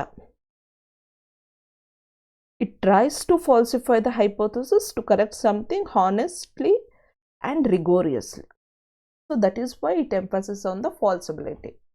ನೆಕ್ಸ್ಟ್ ಈಸ್ ಈ ಅಸಂಪ್ಷನ್ಸ್ ಆಫ್ ಪೋಸ್ಟ್ ಪಾಸಿಟಿವಿಸಮ್. ಈಗ ಅಸಂಪ್ಷನ್ಸ್ನ again based on the ontology, epistemology and methodology and values. We have to understand this. So ontology basis ಮೇಲೆ reality exist but can't be fully known, it's approximate ಅಂತ ಹೇಳ್ತಾ ಇದ್ದಾರೆ. That is true. ಅಲ್ಲಿ reality exist, that is objective ಅಂತ. ಇಲ್ಲಿ reality exist but it is subjective. It can't be fully known. ಅಲ್ಲಿ we can know everything ಅಂತ ಹೇಳುತ್ತೆ positivism, but post positivism ಹೇಳುತ್ತೆ no no no no, that is not possible. ಎಲ್ಲದು ಎಲ್ರಿಗೂ ಗೊತ್ತಿರುತ್ತೆ ಅನ್ನುವಂಥದ್ದು ಸಾಧ್ಯ ಇಲ್ಲ. ನಾವು ರಿಸರ್ಚ್ ಮಾಡಿದಾಗಲೂ ಅಷ್ಟೇ, ನಾವು ಎಲ್ಲದನ್ನು ಸರಿಯಾಗೇ ರಿಸರ್ಚ್ ಮಾಡ್ತೀವಿ ಅನ್ನೋದಕ್ಕೂ ಸಾಧ್ಯ ಇಲ್ಲ, ಮತ್ತು ಎಲ್ಲದನ್ನು ಸರಿಯಾಗಿ ಅರ್ಥೈಸ್ಕೊಳ್ತೀವಿ ಅನ್ನೋದು ಸಾಧ್ಯ ಇಲ್ಲ. ಅದಕ್ಕೆ ರಿಯಾಲಿಟಿ ಇದೆ ಅಲ್ಲಿ, ಆದರೆ ನಮ್ಮ ಅರ್ಥೈಸ್ಕೊಳ್ಳುವಂಥದ್ದು ನಮ್ಮ ಬೇರೆ ಬೇರೆ ಫೀಲಿಂಗ್ಸು, ಥಾಟ್ಸು, ಎಮೋಷನ್ಸ್ ಮೇಲೆ ಎಲ್ಲ ಡಿಪೆಂಡ್ ಆಗಿರೋದ್ರಿಂದ ಅದು ಸರಿಯಾಗಿ ಅರ್ಥೈಸ್ಕೊಳ್ತೀವಿ ಅನ್ನೋದು ನಿಜ ಅಲ್ಲ ಅನ್ನುವಂಥದ್ದನ್ನು ಹೇಳುತ್ತೆ. ಅಂದರೆ ನಾವು ಬರೀ ಪಾರ್ಷಿಯಲಿ ಅಥವಾ ರಫ್ಲಿ ಕೆಲವೊಂದನ್ನು ಅರ್ಥೈಸ್ಕೊಳ್ತೀವಿ ಅನ್ನುವಂಥದ್ದು ಆಂಟಾಲಜಿ ಪ್ರಕಾರ ಪೋಸ್ಟ್ ಪಾಸಿಟಿವಿಸಮಲ್ಲಿ. Next epistemology. Knowledge is constructed and valuable ಅಂತ. ಅಂದರೆ ನಾವು ನಾಲೆಜ್ನ ಬಿಲ್ಡ್ ಮಾಡ್ತಾ ಹೋಗ್ತೀವಿ. ಕನ್ಸ್ಟ್ರಕ್ಟೆಡ್ ಅಂದರೆ ಬಿಲ್ಡ್ ಮಾಡ್ತಾ ಹೋಗ್ತೀವಿ, ಅಂದರೆ ಕಲಿತಾ ಹೋಗ್ತೀವಿ. But it can change or be corrected as we learn more. ಅಂದರೆ ವ್ಯಾಲ್ಯೂಯಬಲ್ ಅಂದರೆ ಅರ್ಥ. ಈಗ ನೀವು ಫಸ್ಟ್ ಈ ವಿಡಿಯೋನ ನೋಡ್ತಾ ಇದ್ದೀರಾ, first time you want to know about positivism and post positivism, that is why you are watching this video for the first time ಅಂತ ಅಂದ್ಕೊಳ್ಳೋಣ. ಸೊ ನಾವು after watching this video for I don't know how long does it take, but after watching this video you might have got some basic knowledge about the positivism, post positivism and other methods. ಅದಾದ್ಮೇಲೆ ನೀವೇನು ಮಾಡ್ತೀರಾ, ಇದ್ರ ಬಗ್ಗೆ ಇನ್ನೂ ಜಾಸ್ತಿ ತಿಳ್ಕೊಳ್ಳೋಣ ಅಂತ ಬೇರೆ ಬೇರೆ ವಿಡಿಯೋಗಳನ್ನು ಕೂಡ ಸರ್ಚ್ ಮಾಡ್ತೀರಾ, ಅದನ್ನು ಕೂಡ ತಿಳ್ಕೊಳ್ಳುವಂಥ ಪ್ರಯತ್ನ ಮಾಡ್ತೀರಾ. ಮಾಡಿದಾಗ ನಿಮ್ಮ ನಾಲೆಡ್ಜು ಜಾಸ್ತಿ ಜಾಸ್ತಿ ಜಾಸ್ತಿ ಅದ್ರ ಬಗ್ಗೆ ತಿಳ್ಕೊಂಡಂಗೆ ನೀವು ಕೆಲವೊಂದನ್ನ ಬೇಕಾಗಿರೋದನ್ನ ಮಾತ್ರ ತಗೊಳ್ತೀರಾ, ಬೇಡವಾದನ್ನು ಬಿಡ್ತೀರಾ. ಈಗ ನಾನು ಈ ವಿಡಿಯೋದಲ್ಲೆಲ್ಲ ಹೇಳಿರ್ಬೋದು, ಎಲ್ಲದನ್ನು ನೀವು ರಿಟೈನ್ ಮಾಡ್ಕೊಳ್ಳಲ್ಲ ನಿಮ್ಮ ಬ್ರೈನಲ್ಲಿ. ಅವಶ್ಯಕತೆ ಇರೋದನ್ನು ನೀವು ಯಾವಾಗ ನಿಮ್ಮ ನಾಲೆಜನ್ನು ಇನ್ಕ್ರೀಸ್ ಮಾಡ್ತಾ ಹೋಗ್ತಿರೋ, ಯಾವುದು ನಿಮಗೆ ಅವಶ್ಯಕತೆ ಇದೆ, ಯಾವುದನ್ನು ನೀವು ಸರಿ ಮಾಡ್ಕೊಳ್ಬೋದು. ಈಗ ಎಲ್ಲದೂ ನಾನು ಸರಿಯಾಗಿ ಹೇಳಿರ್ತೀನಿ ಅಂತ ಹೇಳೋದಕ್ಕೂ ಸಾಧ್ಯ ಇಲ್ಲ ಅಲ್ವಾ. ಸೊ ಅದಕ್ಕೋಸ್ಕರ ಯಾವುದ್ರದ್ದು ಅವಶ್ಯಕತೆ ಇದೆ, ಯಾವುದನ್ನು ಸರಿ ಮಾಡ್ಕೊಳ್ಬಹುದು ಅನ್ನುವಂಥದ್ದನ್ನು ನೀವು ಅರ್ಥೈಸ್ಕೊಂಡು ಅದನ್ನು ಜಾಸ್ತಿ ನಾಲೆಜನ್ನು ಗೇನ್ ಮಾಡುವಂಥ ಪ್ರಯತ್ನನ ಮಾಡ್ತೀರಾ. Next methodology uses both quantitative and qualitative methods. ಇಲ್ಲಿ ಆಗಲೇ ನಾನು ಹೇಳ್ದಂಗೆ ಪಾಸಿಟಿವಿಸಮಲ್ಲಿ ಬರೀ ಕ್ವಾಂಟಿಟೇಟಿವ್ ಮೆಥಡ್ಸನ್ನು ಯೂಸ್ ಮಾಡ್ತೀವಿ. ಇಲ್ಲಿ ನಾವು ಕ್ವಾಂಟಿಟೇಟಿವ್ ಮತ್ತು ಕ್ವಾಲಿಟೇಟಿವ್ ಎರಡೂ ಮೆಥಡ್ಸನ್ನು ಯೂಸ್ ಮಾಡ್ತೀವಿ.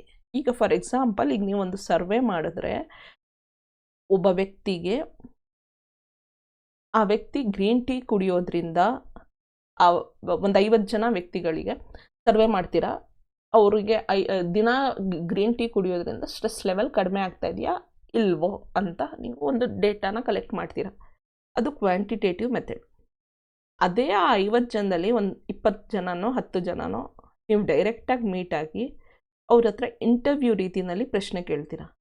ಅವ್ರ ಎಕ್ಸ್ಪೀರಿಯನ್ಸ್ ಏನು, ಎಷ್ಟೊತ್ತಿಗೆ ಗ್ರೀನ್ ಟೀ ಕುಡಿತಾರೆ, ಎಷ್ಟು ಗ್ರೀನ್ ಟೀ ಕುಡಿತಾರೆ, ದಿನದಲ್ಲಿ ಎಷ್ಟೊತ್ತು ಕೆಲಸ ಮಾಡ್ತಾರೆ, ದಿನದಲ್ಲಿ ಎಷ್ಟು ಸರಿ ಗ್ರೀನ್ ಟೀ ಕುಡಿತಾರೆ, ಸೊ ಅವರಿಗೆ ಗ್ರೀನ್ ಟೀ ಕುಡಿಯೋದ್ರಿಂದ ಏನೇನು ಚೇಂಜಸ್ ಅವರಲ್ಲಿ ನೋಡಿಕೊಂಡ್ರು, ಇದೆಲ್ಲ ಏನು ಅಂದರೆ ಕ್ವಾಲಿಟೇಟಿವ್ ಮೆಥಡ್ಸ್. ಇಂಟರ್ವ್ಯೂ ರೂಪದಲ್ಲಿ ಒಂದು ಥಿಯಾರಿಟಿಕಲ್ ಬೇಸಿಸ್ ಮೇಲೆ ನೀವು ಡೇಟಾನ ಕಲೆಕ್ಟ್ ಮಾಡ್ತಾ ಇದ್ದೀರಾ.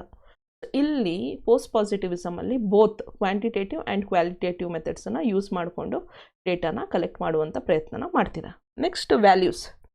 Research is affected by values. Research is value influence but tries to be objective ಅಂತ.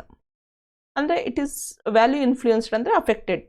Okay, it is affected by the values but it tries to be objective. ಅಂದರೆ ಇಲ್ಲಿ ಏನು ಹೇಳೋ ಪ್ರಯತ್ನ ಮಾಡ್ತಾರೆ ಅಂದರೆ, ನಮ್ಮ ವ್ಯಾಲ್ಯೂಸ್, ಬಿಲೀವ್ಸ್, ಓಕೆ, ಅದೆಲ್ಲ ಏನಿದೆ ಅದು ಇನ್ಫ್ಲೂಯೆನ್ಸ್ ಆಗೇ ಆಗುತ್ತೆ. ಇಲ್ಲಿ ಅಲ್ಲೇನು ಹೇಳ್ತಾನೆ ಪಾಸಿಟಿವಿಸಮಲ್ಲಿ ಅದರ ಇನ್ಫ್ಲೂಯೆನ್ಸ್ ಇಲ್ಲ ಅಂತ, ಬಟ್ ಇಲ್ಲಿ ಹೇಳ್ತಾರೆ ಅದರ ಇನ್ಫ್ಲೂಯೆನ್ಸ್ ಇದೆ, ಆದರೆ ಅದು ರಿಸರ್ಚರ್ನ ಕೈಯಲ್ಲಿದೆ. ನಾವು ನಮ್ಮ ಫೀಲಿಂಗ್ಸನ್ನು, ನಮ್ಮ ಎಮೋಷನ್ಸನ್ನು, ನಮ್ಮ ಥಾಟ್ಸನ್ನು ನಾವು ರಿಸರ್ಚ್ ಮಾಡುವಾಗ ಎಷ್ಟು ಆದಷ್ಟು ಕಡಿಮೆ ಅಳವಡಿಸ್ಕೊಳ್ಳುವಂಥ ಪ್ರಯತ್ನ ಮಾಡುವ ಒಂದು ಇದು ವಾಟ್ ಯು ಸೇ ಮಾಡಬೇಕಾ ಮಾಡಬಾರ್ದಾ ಅನ್ನುವಂಥದ್ದು ಅದು ಒಬ್ಬ ರಿಸರ್ಚರ್ನ ಕೈಯಲ್ಲಿದೆ ಅಂತ. ಒಬ್ಬ ಒಳ್ಳೆ ರಿಸರ್ಚರು ಆದಷ್ಟು ಬಯಾಸ್ನೆಸ್ನೆಲ್ಲ ಕಡಿಮೆ ಮಾಡಿ ಒಂದು ಒಳ್ಳೆ ಎವಿಡೆನ್ಸ್ ಬೇಸ್ಡ್ ರಿಸರ್ಚ್ ಮಾಡುವಂಥ ಪ್ರಯತ್ನ ಇಲ್ಲಿ ಮಾಡಬೇಕು, ಮಾಡ್ತಾನೆ ಅನ್ನುವಂಥದ್ದನ್ನು ಪೋಸ್ಟ್ ಪಾಸಿಟಿವಿಸಮ್ ಹೇಳುತ್ತೆ. ನೆಕ್ಸ್ಟ್, ಪೋಸ್ಟ್ ಪಾಸಿಟಿವಿಸಮ್ನ ಎವ್ರಿಡೇ ಎಕ್ಸಾಂಪಲ್ ಆಗಿ ತಗೊಳ್ಳೋಣ.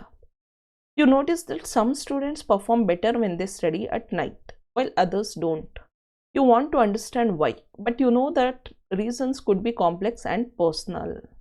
ಅಂದರೆ ನೀವು ಕ್ಲಾಸಲ್ಲಿ ಕೆಲವು ಸ್ಟೂಡೆಂಟ್ಸು ನೈಟಲ್ಲಿ ಕೂತ್ಕೊಂಡು ಓದೋರು ತುಂಬ ಚೆನ್ನಾಗಿ ಓದ್ತಾರೆ, ದಿನದಲ್ಲಿ ಕೂತ್ಕೊಂಡು ಓದೋರು ಚೆನ್ನಾಗಿ ಓದಲ್ಲ ಅನ್ನುವಂಥದ್ದು ಏನೋ ಅಬ್ಸರ್ವ್ ಮಾಡ್ತೀರಾ ಅಂದ್ಕೊಳ್ಳೋಣ.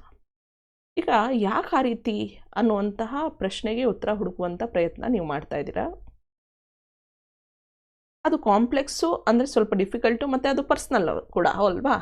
ಈಗ ನೀವು ಅದನ್ನು ಯಾವ ರೀತಿ ಮಾಡ್ಬೋದು?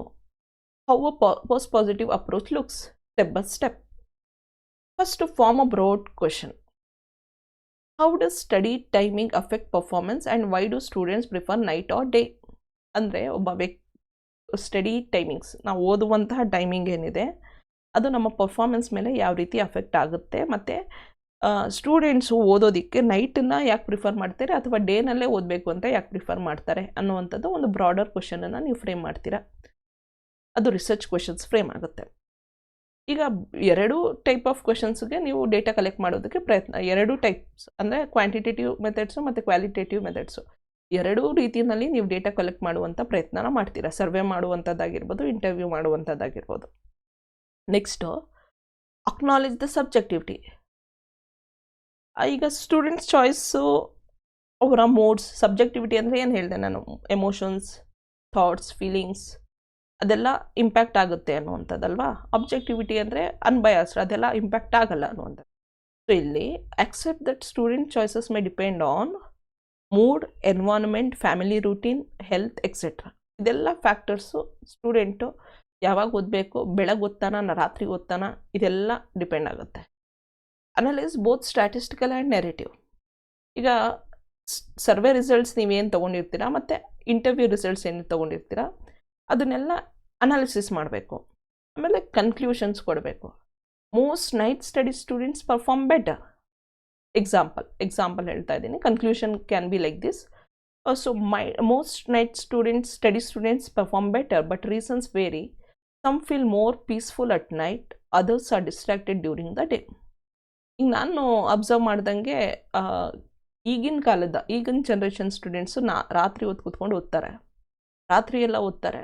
ನನ್ನ ಪ್ರಕಾರ ಏನು ಅಂದರೆ ಅವರಿಗೆ ಇಷ್ಟು ವರ್ಷ ಫುಲ್ ಸೆಮಿಸ್ಟರ್ ಅವ್ರು ಓದಿರಲ್ಲ, ನಾಳೆ ಬೆಳಗ್ಗೆ ಎಕ್ಸಾಮ್ ಅಂದರೆ ಇವತ್ತು ರಾತ್ರಿ ಎಲ್ಲ ಕೂತ್ಕೊಂಡು ಓದ್ತಾರೆ. ಅದೊಂದು ಮೈಂಡ್ಸೆಟ್ಟು. ಇನ್ನೊಂದು ಅವರಿಗೆ ಈ ಮೊಬೈಲ್ ಫೋನ್ಸು ಟೆಕ್ನಾಲಜಿ ಡ್ರೈವನ್ ಅವ್ರು ಎಷ್ಟಾಗಿದ್ದಾರೆ ಅಂದರೆ ದಿನ ಕಾಲೇಜಿನಲ್ಲಿ ಎಲ್ಲ ಓದಿ ಆಮೇಲೆ ಹೋಗಿ ನಿದ್ದೆ ಮಾಡಿ ಆಮೇಲೆ ನೈಟೆಲ್ಲ ಮೊಬೈಲ್ ಆಪ್ರೇಟ್ ಮಾಡುವಂಥದ್ದು, ಅದು ಅಭ್ಯಾಸ ಆಗಿಬಿಟ್ಟಿರುತ್ತೆ ಅವರಿಗೆ. ಅಥವಾ ನೈಟೆಲ್ಲ IPL ಮ್ಯಾಚಸ್ ನೋಡುವಂಥದ್ದು, ಅದೆಲ್ಲ ಅಭ್ಯಾಸ ಮಾಡ್ಕೊಂಡ್ಬಿಟ್ಟಿರುತ್ತೆ. So they are like owls ಅಂದರೆ ಗೊತ್ತು, ಕನ್ನಡದಲ್ಲಿ ಗೂಬೆ ಅಂತ ಕರೀತಾರೆ. ಗೂಬೆ ಅಂದರೆ ಒಂದು ಪಕ್ಷಿ, ಅದು ರಾತ್ರಿ ನಿದ್ದೆ ಮಾಡಲ್ಲ, ದಿನ ಎಲ್ಲ ನಿದ್ದೆ ಮಾಡುತ್ತೆ ಅಂತ. ಆ ರೀತಿ ಈಗ ನಮ್ಮ ಜನ್ರೇಷನ್ನ ಮಕ್ಕಳು, ಅವರಿಗೆ ರಾತ್ರಿ ಎಲ್ಲ ನಿದ್ದೆ ಬರಲ್ಲ. ಇಂಥ ಮಕ್ಕಳು ನೈಟ್ ಶಿಫ್ಟ್ ಡ್ಯೂಟಿ ಮಾಡೋದಕ್ಕೆ ಸೆಟ್ ಮಾಡ್ಕೊಂಡ್ಬಿಟ್ಟಿರ್ತಾರೆ, ಈಸಿ ಫಾರ್ ದೆಮ್. ಇಂಥ ಮಕ್ಕಳು ನೈಟಲ್ಲಿ ಓದಿದ್ರೆ ಚೆನ್ನಾಗಿ ಓದ್ತಾರೆ ಕೂಡ. ಮತ್ತು ಡೇನಲ್ಲಿ ಅವರಿಗೆ ಕ್ಲಾಸ್ ರೂಮ್ಸಲ್ಲೂ ನಿದ್ದೆ ಬರ್ತಾ ಇರುತ್ತೆ, ತುಂಬ ಅನ್ರೆಸ್ಟ್ ಫೀಲ್ ಮಾಡ್ತಾ ಇರ್ತಾರೆ ಅವರು. ಆ ರೀತಿ ಏನೇ ಕ್ಲಾಸ್ ರೂಮಲ್ಲಿ ಪಾಠ ಮಾಡ್ತಾ ಇದ್ರೆ ಟೀಚರ್ಸ್ ಅದನ್ನು ಕೇಳಿಸ್ಕೊಳ್ತಾ ಇರಲಿಲ್ಲ, ಓಪನ್ ಮಾಡ್ಕೊಂಡು ನಿದ್ದೆ ಮಾಡ್ತಾ ಇರ್ತಾರೆ. This is what they do. But night ಟೈಮಲ್ಲಿ ಅವರು ಎಷ್ಟು ಚೆನ್ನಾಗಿ ಓದ್ತಾರೆ, ಎಷ್ಟು ಕಾಮನ್ ಸೆನ್ಸ್ ಯೂಸ್ ಮಾಡಿ ಓದ್ತಾರೆ, they feel less distracted, peaceful ಅನ್ನುವಂಥದ್ದು. So this can be the conclusion. This is how we do the research and conclude it, right? Next, key features as per the example. ಒಂದು survey and interview method, mixed method use ಮಾಡ್ತಾರೆ. Truth is approximate, not absolute. Absolute ಅಂದರೆ fixed ಅಲ್ಲ, ಅದು approximate, probability. ಇದು ಹೀಗಿರಬಹುದು, ಹೀಗಿಲ್ದಲೇನೋ ಇರ್ಬೋದು. Researcher is self aware, tries to minimise bias. ರಿಸರ್ಚರಿಗೆ ಗೊತ್ತಿರುತ್ತೆ ನನ್ನ ಫೀಲಿಂಗ್ಸು, ನನ್ನ ಎಮೋಷನ್ಸು, ನನ್ನ ಬಯಾಸ್ನೆಸ್ಸು, ನನ್ನ ಕಲ್ಚರು, ನನ್ನ ಮೈಂಡ್ಸೆಟ್ನೆಲ್ಲ ನಾನು ರಿಸರ್ಚಲ್ಲಿ ಆಗ್ತಾ ಇದ್ದೀನಿ. ಸೊ ಇದನ್ನು ಆಗ್ದಲೇ ನಾನು ಅನ್ಬಯಾಸ್ಡ್ ಆಗಿ ಆದಷ್ಟು ಫೇರ್ ಆಗಿ ರಿಸರ್ಚ್ ಮಾಡಬೇಕು ಅನ್ನುವಂಥದ್ದು ಅವನಿಗೆ ಗೊತ್ತಿರುತ್ತೆ ಅಂತ ಪೋಸ್ಟ್ ಪಾಸಿಟಿವಿಸಮ್ ಹೇಳುತ್ತೆ. Focuses on both pattern and meaning. ಒಂದು ಪ್ಯಾಟರ್ನ್, ಯಾವ ರೀತಿ ಪ್ಯಾಟರ್ನ್ ನಡೀತಾ ಇದೆ.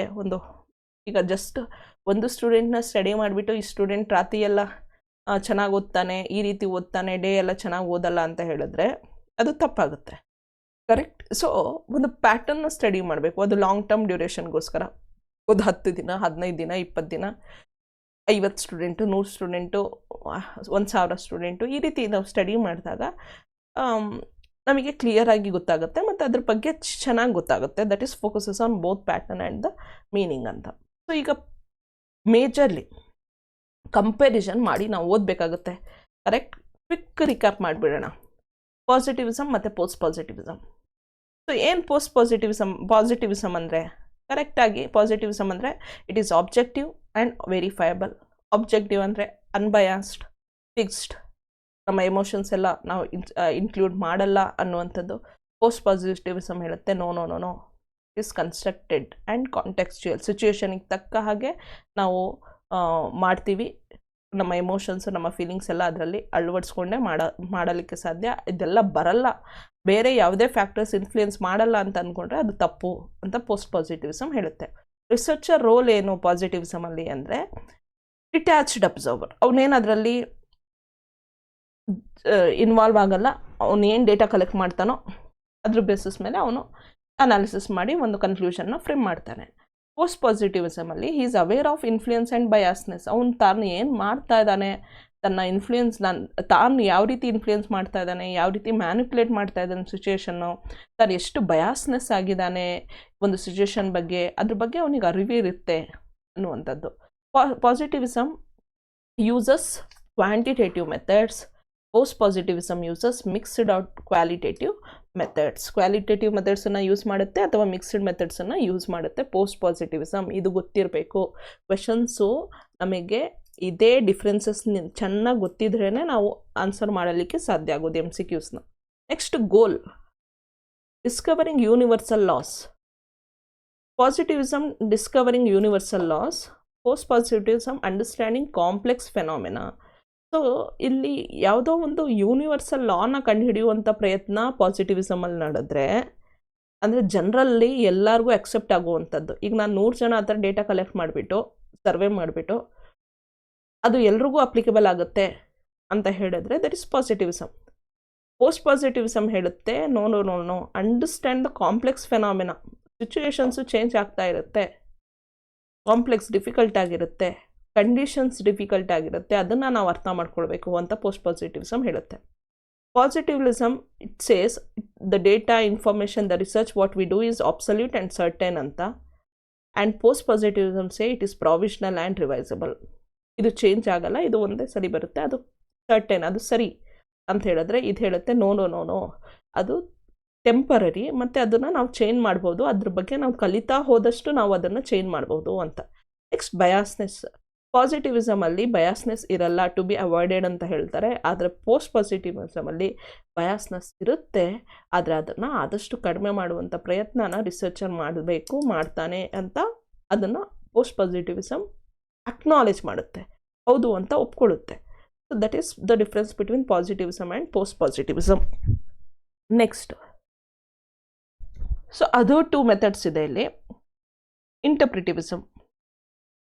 ಇಂಟರ್ಪ್ರಿಟಿವಿಸಮ್ ಮತ್ತು ಕ್ರಿಟಿಕಲ್ ಥಿಯರಿ 2 ಮೆಥಡ್ಸ್ ಇದೆ. So all the 4 methods, positivism, post positivism, interpretivism and critical theory. So interpretivism ಅಂದರೆ ಏನು? Interpretivism believes that reality is socially constructed and that people attach meanings to their experiences. ಅಂದರೆ ರಿಯಾಲಿಟಿನ ಸಾಮಾಜಿಕವಾಗಿ ನಾವು construct ಮಾಡ್ಕೊಳ್ತೀವಿ ನಮಗೆ ಬೇಕಾಗೋ ರೀತಿಯಲ್ಲಿ, ಅದಕ್ಕೆ ತಕ್ಕ ಹಾಗೆ ನಾವುಗಳು ಮೀನಿಂಗ್ಸ್ನ ಕೊಡ್ತಾ ಹೋಗ್ತೀವಿ ನಮ್ಮ ಎಕ್ಸ್ಪೀರಿಯನ್ಸ್ ಪ್ರಕಾರ ಅಂತ. It focuses on understanding human behavior from the participant point of view, not from numbers. ನೋಡಿ, ಪಾಸಿಟಿವಿಸಮ್ ಪ್ರಕಾರ ನಾವು ಏನು ಮಾಡ್ತೀವಿ, ನಂಬರ್ಸ್ ತೊಗೊಂಡು ಅದನ್ನು ಅನಾಲಿಸಿಸ್ ಮಾಡ್ತೀವಲ್ಲ, ಆ ರೀತಿ ಅಲ್ಲ ಇಲ್ಲಿ. ಅಥವಾ ಯಾವುದೋ ಅವ್ನು ಏನು ಹೇಳ್ತಾನೆ ಅದನ್ನು ತಗೊಂಡು ಅದ್ರ ಬೇಸಿಸ್ ಮೇಲೆ ನಾವು ಇಂಟರ್ಪ್ರೆಟ್ ಮಾಡ್ಕೊಳ್ತೀವಲ್ಲ, ಅದು ಹಾಗಲ್ಲ. ಇಂಟರ್ಪ್ರಿಟಿವಿಸಮಲ್ಲಿ ನಾವು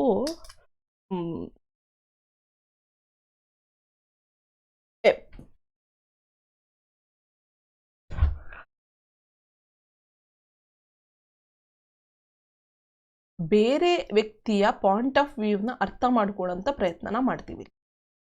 ಬೇರೆ ವ್ಯಕ್ತಿಯ ಪಾಯಿಂಟ್ ಆಫ್ ವ್ಯೂ, ಯಾಕೆ ಆ ವ್ಯಕ್ತಿ ಆ ರೀತಿ ಬಿಹೇವ್ ಮಾಡ್ತಾರೆ, ಯಾಕೆ ಆ ವ್ಯಕ್ತಿಯ ಥಾಟ್ಸ್ ಆ ರೀತಿ ಇದೆ, ಸಿಚುವೇಶನ್ ಏನಿದೆ, ಅದನ್ನೆಲ್ಲ ನಾವು ತಿಳ್ಕೊಳ್ಳುವಂಥ ಪ್ರಯತ್ನ ಮಾಡ್ತೀವಿ. ಅದು ಇಂಟರ್ಪ್ರಿಟಿವಿಸಮ್. ಸೊ ಇಲ್ಲಿ ಎಂಪ್ಯಾಥೆಟಿಕ್ ಅಂತ ನಾವು ಇಂಗ್ಲೀಷಲ್ಲಿ ಹೇಳ್ತೀವಲ್ಲ ವರ್ಡ್, ಎಂಪ್ಯಾಥೆಟಿಕ್, ಎಂಪತಿ ಅಂತ ಕೇಳಿರ್ತೀರ ನೀವು. ಸಿಂಪತಿ ಅಂದರೆ ಕರುಣೆ ತೋರಿಸೋದು ಅಲ್ವಾ? ಎಂಪತಿ ಅಂದರೆ ಸಹಾನುಭೂತಿ, ಕರೆಕ್ಟ್? ಸಹಾನುಭೂತಿ. ಸೊ ಸಹಾನುಭೂತಿ ಅಂದರೆ ಏನು? ಆ ವ್ಯಕ್ತಿಯ ಸ್ಥಾನದಲ್ಲಿ ನಾನಿದ್ರೆ ಯಾವ ರೀತಿ ನಡ್ಕೊಳ್ತೀನಿ ಅನ್ನುವಂಥದ್ದು ಸಹಾನುಭೂತಿ, ಎಂಪ್ಯಾಥೆಟಿಕ್. ಇಲ್ಲಿ ಇಂಟರ್ಪ್ರಿಟಿವಿಸಮ್ ಅನ್ನೋಂಥ ಏನಿದೆ ಅದು ಎಂಪ್ಯಾಥೆಟಿಕ್ ಆಗಿದೆ.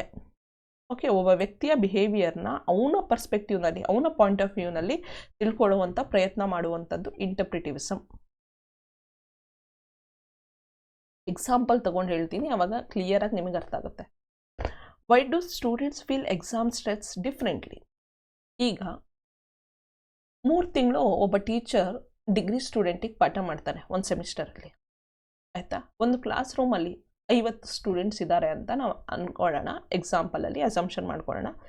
ಆ 50 ಸ್ಟೂಡೆಂಟ್ಸ್ಗೂ 3 ತಿಂಗಳು ಒಬ್ಬೊಬ್ಬ ಟೀಚರ್ ಪಾಠ ಮಾಡಿರ್ತಾನೆ, ಒಂದು 6 ಸಬ್ಜೆಕ್ಟ್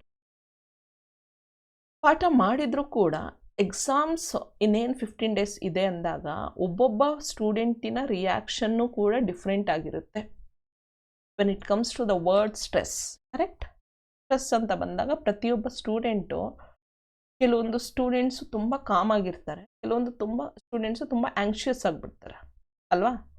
ಆ್ಯಂಕ್ಷಿಯಸ್ ಅಂದರೆ ತುಂಬ ಚಿಂತೆ ಪಡುವಂಥದ್ದು, ಭಯ ಪಡುವಂಥದ್ದು, ಟೆನ್ಷನ್ ತಗೊಳ್ಳುವಂಥದ್ದು.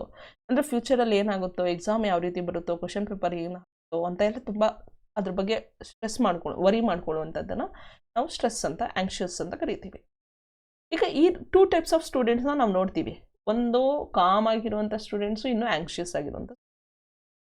ಈಗ you want to understand how the pursue and why their experiences are so different. ಯಾಕೆ ಅವ್ರು ಏನನ್ನ ಪರ್ಸ್ಯೂ ಮಾಡ್ತಾ ಇದ್ದಾರೆ, ಮತ್ತು ಯಾಕೆ ಪ್ರತಿಯೊಬ್ಬ ಸ್ಟೂಡೆಂಟ್ನ ಥಾಟ್ಸು ಡಿಫ್ರೆಂಟು, ಯಾಕೆ ಒಬ್ಬ ಕಾಮ್ ಆಗಿರ್ತಾನೆ, ಇನ್ನೊಬ್ಬ ತುಂಬ ಆ್ಯಂಕ್ಷಿಯಸ್ ಆಗಿರ್ತಾನೆ ಅಂತ ತಿಳ್ಕೊಳ್ಳುವಂಥ ಪ್ರಯತ್ನನ ನೀವಿಲ್ಲಿ ಮಾಡ್ತಾ ಇದ್ದೀರಾ ಅಂತ ಅಂದ್ಕೊಳ್ಳೋಣ.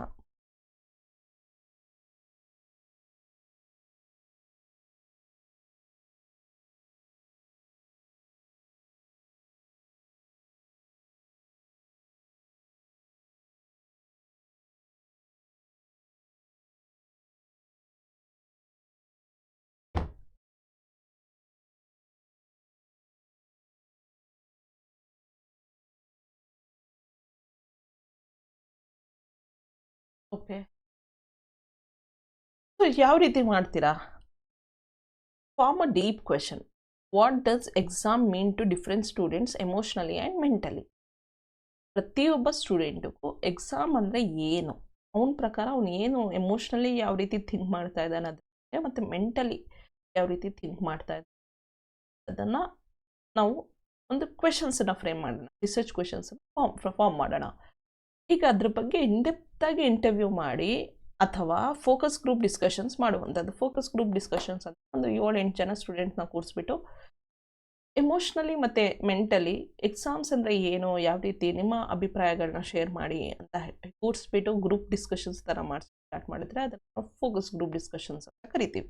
ಸಿಂಪಲ್ಲಾಗಿ ಹೇಳಬೇಕು ಅಂದರೆ ನಾರ್ಮಲ್ ಟರ್ಮ್ಸಲ್ಲಿ ಎಲ್ರಿಗೂ ಅರ್ಥ ಆಗೋ ರೀತಿ. ಇನ್ಡೆಪ್ತ್ ಇಂಟರ್ವ್ಯೂ ಅಂದರೆ ಪ್ರತಿಯೊಬ್ಬ ಸ್ಟೂಡೆಂಟ್ನ 1-to-1 ಇಂಟರ್ವ್ಯೂ ಮಾಡಿ ಕೂಡ ನಾವು ಕ್ವೆಶನ್ನ ಕೇಳ್ಬೋದು, ಅಥವಾ 5-6 ಸ್ಟೂಡೆಂಟ್ಸ್ನ ಕೂರಿಸ್ಕೊಂಡು ಒಬ್ಬೊಬ್ಬರ ಹತ್ರನೂ ಕ್ವೆಶನ್ಸನ್ನು ಕೇಳ್ಬೋದು. So ultimately we want to know what actually they are feeling about the exams ಅಂತ. ನೆಕ್ಸ್ಟ್ ಅವರ ಪರ್ಸ್ನಲ್ ಎಕ್ಸ್ಪೀರಿಯನ್ಸಸ್ನ ಕೇಳುವಂಥದ್ದು, ಕ್ವೆಶನ್ಸ್ ಕೇಳುವಂಥದ್ದು. ಯಾವ ರೀತಿ, how do you feel during your exam, what thought you go through, ಅಂದರೆ ಇದು ನಿಮ್ಮ ಇನ್ ಯುವರ್ ಮೈಂಡ್ ಅನ್ನುವಂಥ ಪ್ರಶ್ನೆಗಳನ್ನ ಕೇಳಿ. Next understand the subjective meaning. ಕೆಲವೊಂದು ಸ್ಟೂಡೆಂಟ್ಸ್ ಹೇಳ್ತಾರೆ, ma'am exams are just part of our learning ಅಲ್ವಾ, ನಾವೇನೋ ಡಿಗ್ರಿ ಮಾಡ್ತಾ ಇದ್ದೀವಿ ಅದರಲ್ಲಿ ಏನೋ ಎಕ್ಸಾಮ್ಸ್ ಅಂತ, ನನಗೇನು ಮ್ಯಾಮ್ 40 ಮಾರ್ಕ್ಸ್ ಬಂದರೆ 100ಕ್ಕೆ ಸಾಕು ಅನ್ನುವಂಥ ಕೆಲವೊಂದು ಮೆಂಟ್ಯಾಲಿಟಿ. ಓಕೆ, ಕೆಲವು ಮೆಂಟ್ಯಾಲಿಟಿ ಏನಂದರೆ ಎಕ್ಸಾಮ್ಸ್ ಅನ್ನೋದು ನನ್ನ ಫ್ಯೂಚರ್ನ ಡಿಸೈಡ್ ಮಾಡುತ್ತೆ ಮ್ಯಾಮ್, ನಾನು ಎಕ್ಸಾಮ್ಸಲ್ಲಿ 100ಗೆ 98 ಆದರೂ ಬರಲೇಬೇಕು, 2 ಮಾರ್ಕ್ಸ್ ಕಡಿಮೆ ಬಂದರೂ ಅಳ್ಕೊಂಡು ಕೂತ್ಕೊಳ್ಳುವಂಥ ಹೆಣ್ಮಕ್ಳನ್ನ ನೀವು ನೋಡಿರ್ತೀರ. ಸೊ ಇಲ್ಲಿ ಎಕ್ಸಾಮ್ಸೇ ನಮ್ಮ ಫ್ಯೂಚರ್ನ ಡಿಸೈಡ್ ಮಾಡುತ್ತೆ ಅನ್ನುವಂಥದ್ದನ್ನು ಮೈಂಡ್ ಮಾಡ್ಕೊಂಡು ಬಿಟ್ಟಿರ್ತಾರೆ ಅವರು. ಅದನ್ನು ನಾವು exams decides my future and A fear of failure ಅನ್ನುವಂಥದ್ದು ಅವರ ಮೈಂಡ್ ಸೆಟ್ ಇರುತ್ತಲ್ಲ, ಅದು ಕೂಡ ಡಿಸೈಡ್ ಮಾಡುತ್ತೆ, ಆ್ಯಂಕ್ಷಿಯಸ್ ಮಾಡುತ್ತೆ ಮಕ್ಕಳನ್ನ. ಅದನ್ನು ನಾವು ಅರ್ಥ ಮಾಡ್ಕೊಳ್ಬೇಕು. Next, interpret the findings. Focus on different meanings students give to exam, not on right or wrong answers or goals. ಈಗ ಅಲ್ಟಿಮೇಟ್ಲಿ ಸ್ಟೂಡೆಂಟ್ ಬಂದುಬಿಟ್ಟು exams are just part of learning ma'am ಅಂತ ನನ್ನ ಹತ್ರ ಹೇಳಿದ್ರೆ, ಆ ಮಗು ಹೇಳ್ತಾ ಇರೋದು, ನೀನು ತಪ್ಪು ಹೇಳ್ತಾ ಇದೆಯಾ ಕಣೋ, ನೀನು ಹಂಗೆ ಹೇಳಬಾರ್ದು, ಎಕ್ಸಾಮ್ಸು ನಿನ್ನ ಜೀವನನ ನಿರೂಪಿಸುತ್ತೆ, ಅದ್ರ ಮೇಲೆ ನೀನು ಓದಬೇಕು, ಚೆನ್ನಾಗಿ ಓದಬೇಕು, 40% ತೊಗೊಳ್ಳೋದು ತಪ್ಪು, ಹಂಗೆಲ್ಲ ನಾನು I am not here to judge you. When I am doing a research, it is just my thought or my duty is just to make sure that whatever the information you are giving me, okay, ನೀವು as a student, ಆ student ಏನು information ನನಗೆ ಕೊಡ್ತಾ ಇದ್ದಾನೆ ಅದನ್ನು without judging, ಅವ್ನು ಹೇಳ್ತಾ ಇರೋದು ಸರಿನಾ ತಪ್ಪ ಅಂತ ಏನು ಯೋಚನೆ ಮಾಡ್ತಾನೆ, ನಾನು ಅವನೇನು ಹೇಳಲಿಕ್ಕೆ ಪ್ರಯತ್ನ ಪಡ್ತಾ ಇದ್ದಾನೆ, ಏನಕ್ಕೆ ಡಿಫ್ರೆಂಟ್ ಥಾಟ್ಸ್ ಬರ್ತಾ ಇದೆ ಸ್ಟೂಡೆಂಟ್ಸ್ ಮೈಂಡಲ್ಲಿ ಅನ್ನುವಂಥದ್ದನ್ನು ಮಾತ್ರ ತಿಳ್ಕೊಳ್ಳುವಂಥ ಪ್ರಯತ್ನ ಮಾಡ್ತೀನಿ. ಅದಕ್ಕೆ ಇದನ್ನು ಇಂಟರ್ಪ್ರಿಟಿವಿಸಮ್ ಅಂತ ಕರೆಯುವಂಥದ್ದು. Next, key features of interpretivism. Reality is subjective and varies between the individuals. That is subjective, obviously. ಇದು ಕೂಡ subjective. ನೋಡಿ, ಪಾಸಿಟಿವಿಸಮ್ ಕ್ವಾಂಟಿಟೇಟಿವ್ ಮೆಥಡ್, ಪಾಸಿಟಿವಿಸಮ್ ಮಾತ್ರ ಕ್ವಾಂಟಿಟೇಟಿವ್ ಮೆಥಡ್. ಆದರೆ ಪೋಸ್ಟ್ ಪಾಸಿಟಿವಿಸಮ್, ಇಂಟರ್ಪ್ರಿಟಿವಿಸಮ್ ಮತ್ತು ಕ್ರಿಟಿಕಲ್ ಥಿಯರಿ ಅನ್ನೋದೇನಿದೆ, ಅದು ಮೂರೂ ಕೂಡ ಕ್ವಾಲಿಟೇಟಿವ್ ಮೆಥಡ್ಸನ್ನು ಇನ್ಕ್ಲೂಡ್ ಮಾಡಿಕೊಂಡಿದೆ. ಅದರಲ್ಲಿ ಪೋಸ್ಟ್ ಪಾಸಿಟಿವಿಸಮ್ ಅನ್ನೋದೇನಿದೆ ಮಿಕ್ಸ್ಡ್ ಮೆಥಡನ್ನು ಇನ್ಕ್ಲೂಡ್ ಮಾಡ್ಕೊಂಡಿದೆ. ಸೊ ಈಗ ಇಲ್ಲಿ researcher tries to understand the meaning and experiences. ಪ್ರತಿಯೊಬ್ಬ ವ್ಯಕ್ತಿಯ ಮೈಂಡಲ್ಲಿ ಒಂದು ಟಾಪಿಕ್ಕಿನ ಬಗ್ಗೆ ಏನು ಮೀನಿಂಗ್, ಅವನೇನು ಅರ್ಥೈಸ್ಕೊಂಡಿದ್ದಾನೆ, ಅವನ ಪರ್ಸ್ಪೆಕ್ಟಿವ್ ಏನು, ಅವನ ಎಕ್ಸ್ಪೀರಿಯನ್ಸಸ್ ಏನು ಅಂತ ತಿಳ್ಕೊಳ್ಳುವಂಥ ಪ್ರಯತ್ನನ ಇಂಟರ್ಪ್ರಿಟಿವಿಸಮ್ ಮಾಡುತ್ತೆ. Next focuses on context. ಆಗಲೇ ಹೇಳಿದೆ ನಾನು, ಕಾಂಟೆಕ್ಸ್ಟ್ ಅಂದರೆ ಸಿಚುವೇಶನ್.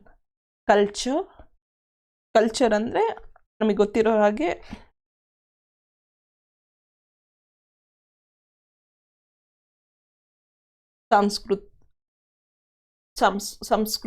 ಸಾಂಸ್ಕೃತಿಕ ಅಂತ ಏನು ಹೇಳ್ತೀವಿ ನಾವು, ಕಲ್ಚರ್. ಆ್ಯಂಡ್ ಎಮೋಷನ್ಸ್ ಅಂದರೆ ನಮ್ಮ ಫೀಲಿಂಗ್ಸ್, ನಮ್ಮ ಭಾವನೆಗಳು ಅಂತ ಏನು ಕರಿತೀವಿ ಅದು ಎಮೋಷನ್ಸ್.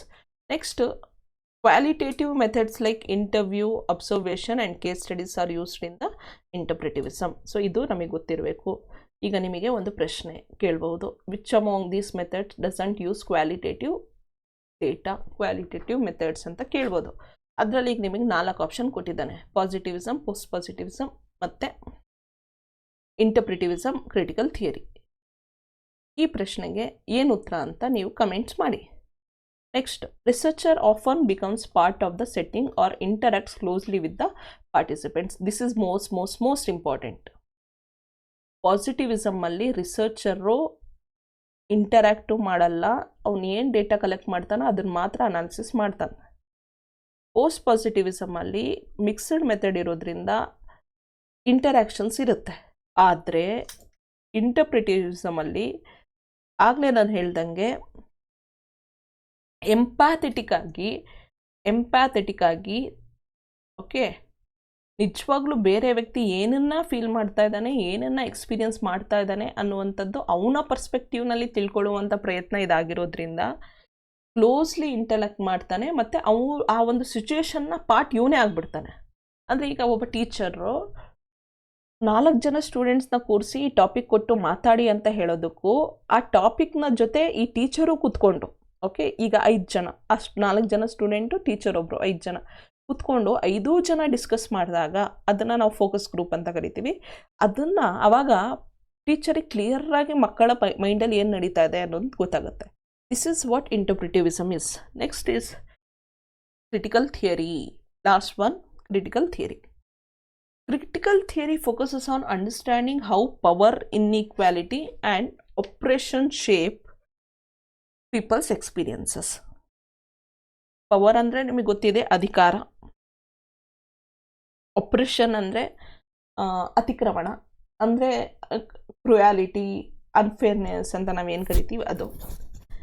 ಇನ್ಇಕ್ವಾಲಿಟಿ ಅಂದರೆ ಅಸಮಾನತೆ, ಕರೆಕ್ಟ್ ಅಲ್ವಾ, ಅಸಮಾನ್ಯತೆ. So the goal is not just to understand the world but to change it through awareness and action. ಇಲ್ಲಿ ನೋಡಿ, ಫಸ್ಟ್ 3 ನಾವೇನು ಓದಿದ್ವಿ, ಪಾಸಿಟಿವಿಸಮ್, ಪೋಸ್ಟ್ ಪಾಸಿಟಿವಿಸಮ್ ಮತ್ತು ಇಂಟರ್ಪ್ರಿಟಿವಿಸಮ್. ಅಲ್ಲಿ ಯಾವುದಾದ್ರ ಬಗ್ಗೆ ತಿಳ್ಕೊಳ್ಳುವಂಥ ಪ್ರಯತ್ನ ನಡೀತಾ ಇದೆ. ಆದರೆ ಕ್ರಿಟಿಕಲ್ ಥಿಯರಿ ಇನ್ ರಿಸರ್ಚ್ ಅನ್ನೋದೇನಿದೆ ನೋಡಿ, ಇದು ತಿಳ್ಕೊಳ್ಳೋದು ಮಾತ್ರ ಅಲ್ಲ, ಈಗ ಆ ಪ್ರಾಬ್ಲಮಿಗೆ ಸಲ್ಯೂಷನ್ನ ಹುಡುಕುವಂಥ ಪ್ರಯತ್ನ ಮಾಡುತ್ತೆ. ಅದು ಕ್ರಿಟಿಕಲ್ ಥಿಯರಿ. ಇದು ಇಂಪಾರ್ಟೆಂಟು. ಪ್ರಾಬ್ಲಮಿಗೆ ಸಲ್ಯೂಷನ್ ಹುಡುಕುವಂಥದ್ದು, ಅದನ್ನು ಅಥವಾ ಚೇಂಜ್ ಮಾಡುವಂಥ ಪ್ರಯತ್ನ, ಏನೋ ಹೊಸ ಚೇಂಜಸ್ನ ತರುವಂಥ ಪ್ರಯತ್ನನ ಕ್ರಿಟಿಕಲ್ ಥಿಯರಿ ಮಾಡುತ್ತೆ. ಇದು ಇಂಪಾರ್ಟೆಂಟ್ ವರ್ಡ್. ನೆಕ್ಸ್ಟ್, ಈಗ ಒಂದು ಡೇ ಟು ಡೇ ಎಕ್ಸಾಂಪಲ್ ತೊಗೊಂಡು ಮಾತಾಡೋಣ. Why do some girls drop out of school after 10th grade in a village? ಈಗ ನೀವು ಅಬ್ಸರ್ವ್ ಮಾಡ್ತೀರಾ, ಕೆಲವು ಹೆಣ್ಮಕ್ಳು ಎಸ್ಪೆಷಲಿ ರೂರಲ್ ಏರಿಯಾಸ್ನಲ್ಲಿ, ಹಳ್ಳಿ ಕಡೆ, ಓಕೆ, 10ನೇ ಕ್ಲಾಸ್ ಆದಮೇಲೆ ಸ್ಕೂಲಿಗೆ ಹೋಗೋದನ್ನು ನಿಲ್ಲಿಸ್ತಾರೆ. Even though they perform well in their exams till 10th standard, ಅಂದರೆ 10ನೇ ಕ್ಲಾಸ್ವರೆಗೂ ಅವ್ರು ಚೆನ್ನಾಗಿ ಓದ್ತಾ ಇರ್ತಾರೆ. ಆದರೂ ಕೂಡ 10ನೇ ಕ್ಲಾಸ್ ಆದಮೇಲೆ ಅವರಿಗೆ ಸ್ಕೂಲಿಗೆ ಹೋಗುವಂತಹ ಆಪರ್ಚುನಿಟಿ ಕಡಿಮೆ ಆಗ್ತಾ ಹೋಗುತ್ತೆ. ತುಂಬ ಜನ ಡ್ರಾಪ್ಔಟ್ ಆಗ್ತಾರೆ, ಎಸ್ಪೆಷಲಿ ಹಳ್ಳಿ ಕಡೆ. ಯಾಕಿರ್ಬೋದು ಅಂತ ನೀವು ಈ ಪ್ರಶ್ನೆಗೆ ಆನ್ಸರ್ ಹುಡುಕುವಂಥ ಪ್ರಯತ್ನ ಮಾಡ್ತೀರ. ಮತ್ತು ಬರೀ ಯಾಕೆ ಅನ್ನುವಂಥ ಪ್ರಶ್ನೆಗೆ ಉತ್ತರ ಮಾತ್ರ ಅಲ್ಲ, ನೆಕ್ಸ್ಟು ಅದನ್ನು ಯಾವ ರೀತಿ ಚೇಂಜ್ ಮಾಡಬಹುದು, ಹೆಣ್ಮಕ್ಳು ತುಂಬ ಓದುವ ಹಾಗೆ ಹೇಗೆ ಮಾಡಲಿಕ್ಕೆ ಸಾಧ್ಯ, ಯಾವ ರೀತಿ ಚೇಂಜ್ ಮಾಡಬಹುದು ಅದನ್ನು ಅನ್ನುವಂಥ ಸೊಲ್ಯೂಷನ್ ಹುಡುಕುವಂಥ ಪ್ರಯತ್ನ ಕೂಡ ಮಾಡ್ತೀರಾ. That is critical theory. ಈ ಥಿಯರಿನಲ್ಲಿ ಏನಾಗುತ್ತೆ ಅಂದರೆ ಪವರ್ ಮತ್ತು ಅನ್ಫೇರ್ನೆಸ್ ಅನ್ನೋದೇನಿದೆ ನೋಡಿ, ಸಾಮಾನ್ಯ ಜನತೆಯ ಮೇಲೆ ಯಾವ ರೀತಿ ಇಂಪ್ಯಾಕ್ಟ್ ಮಾಡ್ತಾ ಇದೆ, ಅವರ ಜೀವನದ ಮೇಲೆ ಯಾವ ರೀತಿ ಇಂಪ್ಯಾಕ್ಟ್ ಮಾಡ್ತಾ ಇದೆ.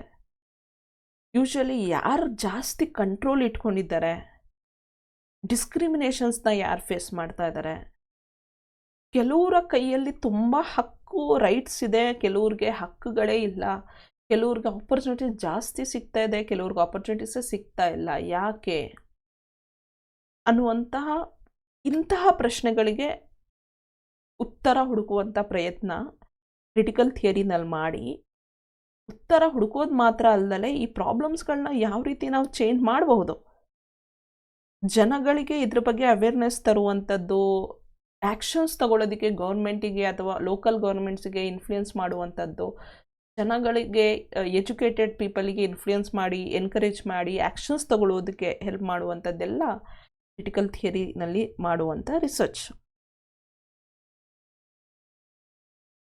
ಈಗ how a critical theory approach looks step by step. First ಒಂದು ಕ್ರಿಟಿಕಲ್ ಪ್ರಶ್ನೆಯನ್ನು ಕೇಳಬೇಕು ನಾವು ನಮಗೆ ನಾವೇ. What social or cultural barriers prevent girls from continuing schools? Social ಅಂದರೆ ಗೊತ್ತಿದೆ, ಸಾಮಾಜಿಕ, ಕಲ್ಚರಲ್ ಅಂದರೆ ಸಾಂಸ್ಕೃತಿಕ, ಬ್ಯಾರಿಯರ್ಸ್ ಅಂದರೆ ಅಡ್ಡಿಗಳು. ಯಾವ ಸಾಮಾಜಿಕ ಸಾಂಸ್ಕೃತಿಕ ಅಡ್ಡಿಗಳು ಒಂದು ಹೆಣ್ಣು ಮಗುವನ್ನು ಸ್ಕೂಲಿಗೆ ಹೋಗೋದ್ರಿಂದ ತಡೆ ಇದೆ ಅನ್ನುವಂಥದ್ದನ್ನು ತಿಳ್ಕೊಳ್ಳುವಂಥ ಪ್ರಯತ್ನ ಅಲ್ಲಿ ಒಂದು ಪ್ರಶ್ನೆ ಅರೈಸ್ ಆಗಿದೆ. ಈಗ ಈ ಪ್ರಶ್ನೆಗೆ qualitative or participatory method research important word. ಇಲ್ಲಿ ಕ್ವಾಲಿಟೇಟಿವ್ ಪಾರ್ಟಿಸಿಪೇಟರಿ ಮೆಥಡ್ ಆಫ್ ರಿಸರ್ಚನ್ನು ಯಾವುದರಲ್ಲಿ ಯೂಸ್ ಮಾಡ್ತಾರೆ ಕ್ರಿಟಿಕಲ್ ಥಿಯರಿ ಅಪ್ರೋಚ್ನಲ್ಲಿ. ಇಲ್ಲಿ ಇಂಟರ್ವ್ಯೂಸ್ನ ಕಂಡಕ್ಟ್ ಮಾಡೋದು, ಫೋಕಸ್ ಗ್ರೂಪ್ಸ್ ವಿತ್ ಗರ್ಲ್ಸ್, ಆ ಹೆಣ್ಮಕ್ಳು ಯಾರು ಸ್ಕೂಲಿಗೆ ಹೋಗ್ತಾ ಇದ್ದಾರೆ, ಹೋಗೋದನ್ನು ಬಿಟ್ಬಿಟ್ಟಿದ್ದಾರೆ, ಅವ್ರ ಹತ್ರ ಡೇಟಾ ಕಲೆಕ್ಟ್ ಮಾಡುವಂಥದ್ದು, ಪೇರೆಂಟ್ಸ್ ಹತ್ರ ಇಂಟರ್ಯಾಕ್ಟ್ ಮಾಡುವಂಥದ್ದು, ಟೀಚರ್ಸ್ ಹತ್ರ ಇಂಟರ್ಯಾಕ್ಟ್ ಮಾಡುವ, ಅಲ್ಲಿರುವಂಥ ಲೋಕಲ್ ಜನಗಳ ಹತ್ರ ಇಂಟರ್ಯಾಕ್ಟ್ ಮಾಡುವಂಥದ್ದು. ಆಮೇಲೆ ಐಡೆಂಟಿಫೈ ಒಪ್ರೆಷನ್ ಆರ್ ಇನ್ಇಕ್ವಾಲಿಟಿ, ಎಲ್ಲಿ ಅನ್ಫೇರ್ನೆಸ್, ಕ್ರುಯಾಲಿಟಿ ಟ್ರೀಟ್ಮೆಂಟು, ಅತಿಕ್ರಮಣ ನಡೀತಾ ಇದೆ, ಎಲ್ಲಿ ಅಸಮಾನ್ಯತೆ ನಡೀತಾ ಇದೆ ಅನ್ನುವಂಥದ್ದನ್ನು ಮೊದಲು ಅರ್ಥ ಮಾಡ್ಕೊಳ್ಳುವಂಥ ಪ್ರಯತ್ನ ಮಾಡ್ತಾನೆ ಒಬ್ಬ ರಿಸರ್ಚರ್. ಯಾವುದರಿಂದ ಆಗ್ತಾ ಇದೆ ನೋಡಿ, ಪ್ಯಾಟ್ರಿಯಾರ್ಕಿ ನೋಡಿ. ಇದು ಪ್ಯಾಟ್ರಿಯಾರ್ಕಿ ಸೊಸೈಟಿ ಅನ್ನೋದು ನಾವೇನು ಕೇಳಿದ್ದೀವಿ ಅಂದರೆ ಗಂಡಸರಿಗೆ ಜಾಸ್ತಿ ಡಾಮಿನೇಟಿಂಗ್ ಪವರ್ ಕೊಡುವಂಥದ್ದು, ಹೆಣ್ಮಕ್ಳಿಗೆ ಕೊಡುವಂಥದ್ದಿಲ್ಲ. ಅಂದರೆ ಪ್ಯಾಟ್ರಿಯಾರ್ಕಿಯಲ್ ಸೊಸೈಟಿನಲ್ಲಿ ಗಂಡ್ಮಕ್ಳಿಗೆ ಓದಿಸೋದಕ್ಕೆ ಕಳಿಸ್ತಾರೆ, ಹೆಣ್ಮಕ್ಳಿಗೆ ಕಳಿಸೋದಿಲ್ಲ. ಯಾಕೆ ಕಳಿಸ್ಬೇಕು, ಹೆಂಗಿದ್ರು ಮದುವೆ ಆಗಿ ಆಚೆ ಬೇರೆ ಮನೆಗೆ ಹೋಗ್ತಾಳೆ, ಅವಳೇನು ನಮ್ಮನ್ನು ದುಡಿದು ಕೊಡ್ತಾಳ, ಅವಳು ನಮ್ಮನ್ನು ಸಾಕ್ತಾಳ ಅನ್ನುವಂಥ ಒಂದು ಮೈಂಡ್ಸೆಟ್. ಮನೆ ಕೆಲಸ ಮಾಡಲಿಕ್ಕೆ ಹೆಣ್ಮಕ್ಳನ್ನ, ಮನೆಯಲ್ಲಿದ್ದರೆ ಮನೆ ಕೆಲಸ ಮಾಡ್ತಾಳೆ, ಎಲ್ರಿಗೂ ಅಡುಗೆ ಮಾಡಾಕಬೇಕು, ಕಸ ಗುಡಿಸ್ಬೇಕು, ಮನೆ ಒರೆಸ್ಬೇಕು, ಅದೆಲ್ಲ ಮಾಡಬೇಕು ಅನ್ನೋವಂಥದ್ದು.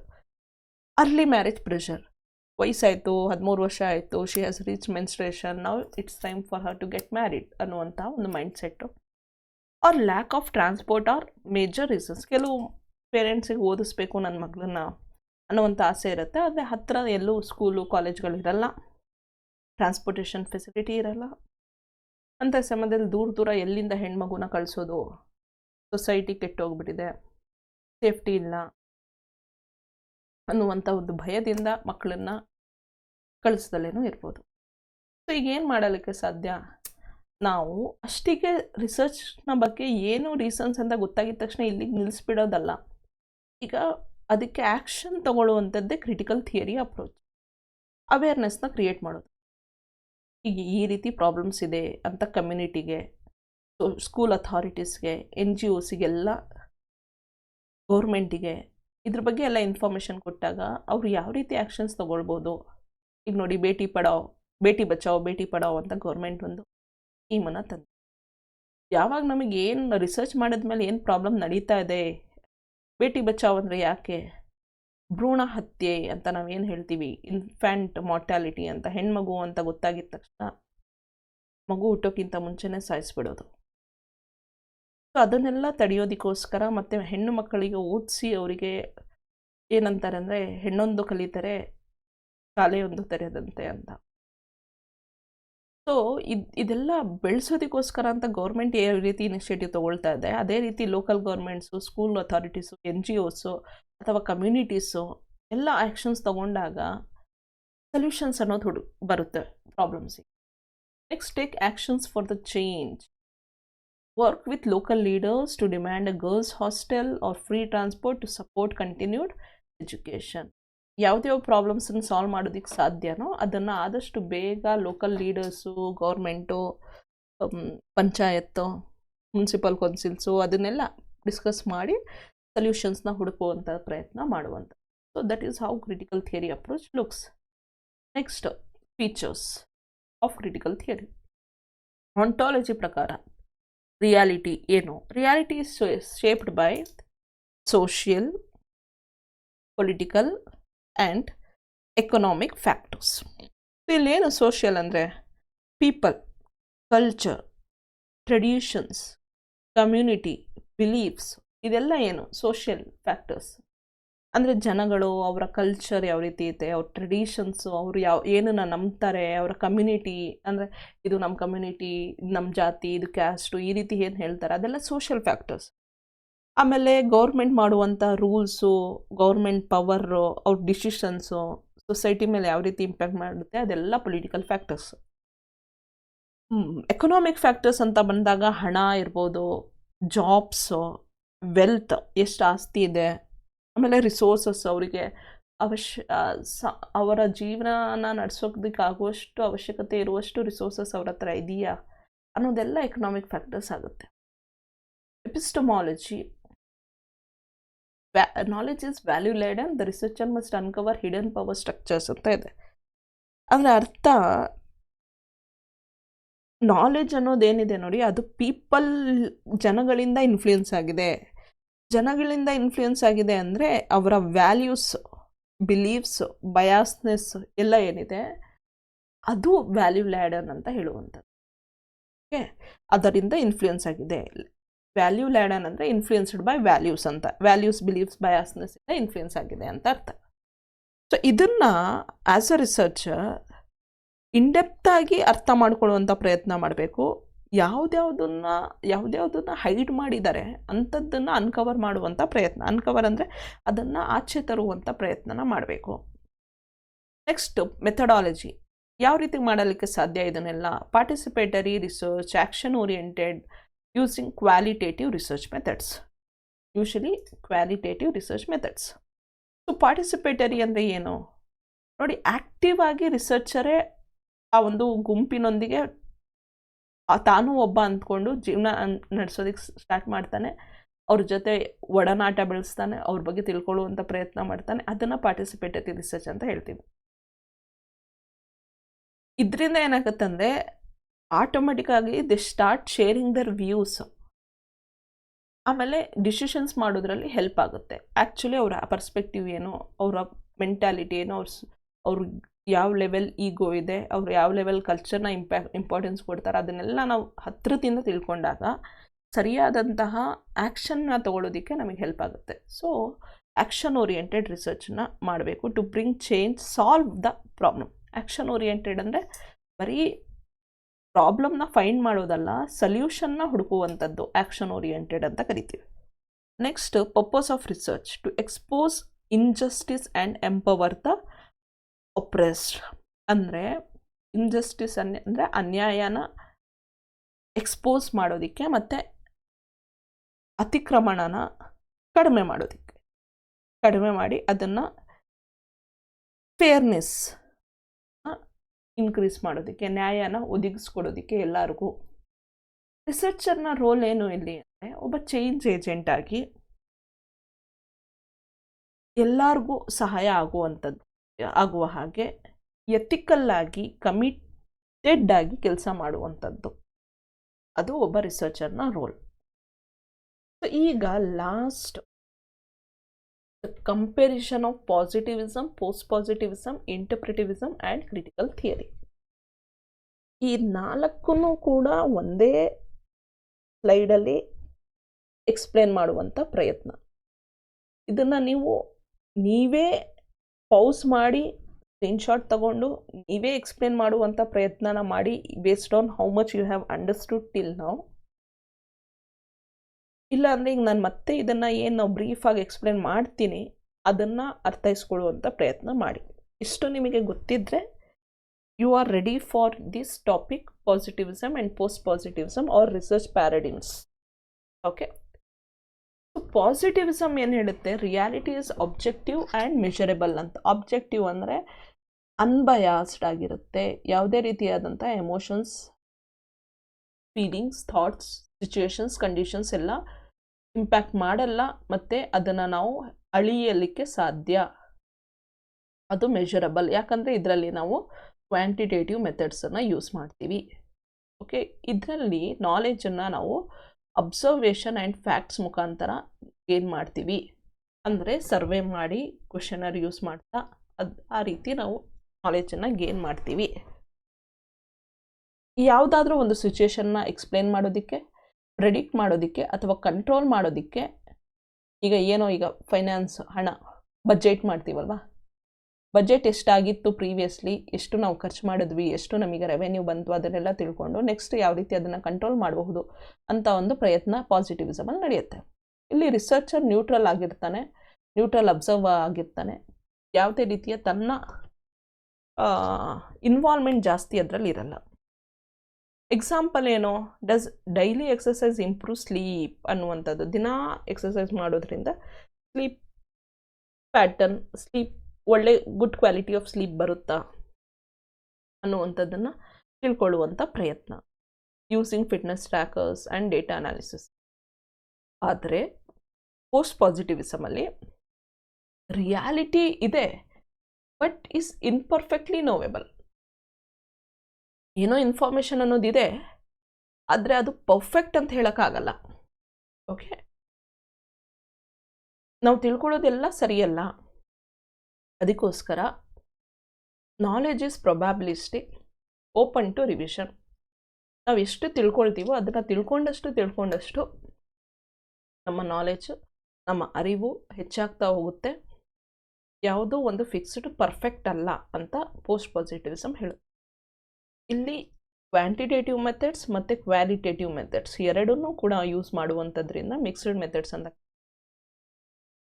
ಇದು ಪರ್ಫೆಕ್ಟ್ ಟ್ರೂತ್ ಹೇಳಲ್ಲ, ಅಪ್ರಾಕ್ಸಿಮೇಟ್ ಟ್ರೂತನ್ನು ಹೇಳುತ್ತೆ. ಅಪ್ರಾಕ್ಸಿಮೇಟ್ ಇದು ಹೀಗಿರಬಹುದು ಅಂತ ಹೇಳುತ್ತೆ ಹೊರತು ಇದು ಹೀಗೆ ಅಂತ ಹೇಳಲ್ಲ. Next, role of researcher. ಅವನಿಗೆ ಗೊತ್ತಿರುತ್ತೆ ತನ್ನ ಎಮೋಷನ್ಸ್, ತನ್ನ ಬಯಾಸ್ನೆಸ್ ಅದನ್ನೆಲ್ಲ ಆದಷ್ಟು ಕಡಿಮೆ ಮಾಡಬೇಕು ಅಂತ. ಅದಕ್ಕೆ ಅವನು ಅವೇರ್ ಆಗಿರ್ತಾನೆ, ಈಸ್ ಕ್ರಿಟಿಕಲಿ ಅವೇರ್ ಅಂತ. Example, real life example, why do some students study better at night ಅಂತ ನಾವು ಒಂದು ರಿಸರ್ಚ್ ಮಾಡೋದು. ಸರ್ವೆ ಮತ್ತು ಇಂಟರ್ವ್ಯೂ ಎರಡೂ ಮೆಥಡ್ಸು. ಸರ್ವೆ ಮೆಥಡ್ಸ್ ಯೂಸ್ ಮಾಡಿದ್ರೆ ಅದು quantitative methods, interview methods use ಮಾಡಿದ್ರೆ ಅದು ಕ್ವಾಲಿಟೇಟಿವ್ ಮೆಥಡ್. ನೆಕ್ಸ್ಟ್, ಇಂಟರ್ಪ್ರಿಟಿವಿಸಮ್. ಇಲ್ಲಿ ರಿಯಾಲಿಟಿ ಈಸ್ ಸೋಷಿಯಲಿ ಕನ್ಸ್ಟ್ರಕ್ಟೆಡ್. ಅಂದರೆ ಒಬ್ಬ ವ್ಯಕ್ತಿ ಒಂದು ಸಿಚುವೇಶನ್ನ ಯಾವ ರೀತಿ ಅವನು ಅರ್ಥೈಸ್ಕೊಳ್ತಾ ಇದ್ದಾನೆ ಅನ್ನುವಂಥದ್ದನ್ನು ತಿಳ್ಕೊಳ್ಳುವಂಥ ಪ್ರಯತ್ನನ ಒಬ್ಬ ರಿಸರ್ಚರ್ ಇಲ್ಲಿ ಮಾಡ್ತಾನೆ. ಈಗಾಗಲೇ ಎಕ್ಸಾಂಪಲ್ ಹೇಳಿದ್ದೆ, ಒಂದು ಕ್ಲಾಸಲ್ಲಿ 50 ಜನ ಸ್ಟೂಡೆಂಟ್ಸಿಗೆ ಓದಿಸಿದ್ರು ಕೂಡ ಪ್ರತಿಯೊಬ್ಬ ಸ್ಟೂಡೆಂಟು ಎಕ್ಸಾಮ್ಸ್ ಅಂತ ಬಂದಾಗ ಸ್ಟ್ರೆಸ್ಸನ್ನು ತಗೊಳ್ಳುವಂಥ ರೀತಿಯೇ ಬೇರೆ. ಕೆಲವರು ನಾರ್ಮಲ್ ಆಗಿ ತಗೊಳ್ತಾರೆ, ಕೆಲವರು ಇಗ್ನೋರ್ ಮಾಡ್ತಾರೆ ಎಕ್ಸಾಮ್ಸ್ನ, ಕೆಲವರು ತುಂಬ ಟೆನ್ಷನ್ ಮಾಡ್ತಾರೆ. ಸೊ ಅದು it is based on people's lived experiences, thoughts, perception. ಇಲ್ಲೂ ಕೂಡ ಕ್ವಾಲಿಟೇಟಿವ್ ಮೆಥಡ್ಸನ್ನು ಯೂಸ್ ಮಾಡ್ತಾರೆ ರಿಸರ್ಚಿಗೆ. ಅಂಡರ್ಸ್ಟ್ಯಾಂಡ್ ದ ಮೀನಿಂಗ್ಸ್, ಅವನ ಥಾಟ್ಸ್ ಏನು, ಅವನು ಯಾವ ರೀತಿ ಅದನ್ನು ಪರ್ಸೀವ್ ಮಾಡ್ತಾ ಇದ್ದಾನೆ ಅದನ್ನು ಅರ್ಥೈಸ್ಕೊಳ್ಳುವಂಥ ಪ್ರಯತ್ನ ಇಲ್ಲಿ ಮಾಡ್ತಾರೆ. ಇಲ್ಲಿ ಇನ್ವಾಲ್ವ್ಡ್ ಆ್ಯಂಡ್ ಎಂಪ್ಯಾಥೆಟಿಕ್ ಆಗಿ ರಿಸರ್ಚರು ಅವನ ಸ್ಥಾನದಲ್ಲಿದ್ದರೆ, ಆ ಸ್ಟೂಡೆಂಟ್ನ ಸ್ಥಾನದಲ್ಲಿ ನಾನಿದ್ರೆ ನಾನು ಯಾವ ರೀತಿ ಬಿಹೇವ್ ಮಾಡ್ತೀನಿ ಅಂತ ಯೋಚನೆ ಮಾಡುವಂಥದ್ದು ರಿಸರ್ಚರ್ನ ಒಂದು ಎಂಪ್ಯಾಥೆಟಿಕ್ ಆಗಿರುತ್ತೆ. ನೆಕ್ಸ್ಟ್, ಅದೇ examples, why do students will different levels of exam stress despite equal preparation. Next, critical theory. Reality shaped by power and oppression. ಇಲ್ಲಿ ರಿಯಾಲಿಟಿ ಅನ್ನೋದು ಒಂದು ಅಧಿಕಾರ ಮತ್ತು ಅಸಾಮಾನ್ಯತೆ ಇಂದ ಒಳಗೊಂಡಿರುತ್ತೆ. ಯಾರ ಕೈಯಲ್ಲಿ ಪವರ್ ಇದೆ, ಯಾರ ಕೈಯಲ್ಲಿ ಪವರ್ ಇಲ್ಲ. ಕೆಲವ್ರು ಎಲ್ಲದನ್ನು ಅನುಭವಿಸ್ತಾ ಇದ್ದಾರೆ, ಕೆಲವ್ರಿಗೆ ಏನೂ ಸಿಗ್ತಾ ಇಲ್ಲ. That is the reality. So ಈಗ ಈ ಇನ್ಇಕ್ವಾಲಿಟಿನ ಚಾಲೆಂಜ್ ಮಾಡುವಂಥ ಪ್ರಯತ್ನನೇ knowledge is used to challenge the inequality. ಇಲ್ಲಿ ಯಾವ ಮೆಥಡಾಲಜಿನ ಯೂಸ್ ಮಾಡ್ತಾರೆ ನೋಡಿ, ಪಾರ್ಟಿಸಿಪೇಟಿವ್, ಕ್ವಾಲಿಟೇಟಿವ್ ಮೆಥಡ್ಸನ್ನು ಯೂಸ್ ಮಾಡ್ತಾರೆ. ಇದು ಗೊತ್ತಿರಬೇಕು ನಮಗೆ. ಈ ಕಾಲಮಿಂದ ಕ್ವೆಶನ್ಸನ್ನು ಕೇಳ್ತಾರೆ. ಆಮೇಲೆ aim to research to empower and transform, ಅಂದರೆ ಒಂದು ಚೇಂಜನ್ನು ತರೋದಕ್ಕೆ, ಯಾವುದೋ ಒಂದು ಕಮ್ಯುನಿಟಿನ ಬೆಳೆಸುವಂಥದ್ದಕ್ಕೆ ಪ್ರಯತ್ನ ಮಾಡ್ತಾರೆ. ರಿಸರ್ಚರ್ ಒಬ್ಬ ಅಡ್ವೊಕೇಟ್ ಫಾರ್ ಚೇಂಜ್ ಆಗಿ ಬಿಹೇವ್ ಮಾಡ್ತಾನೆ.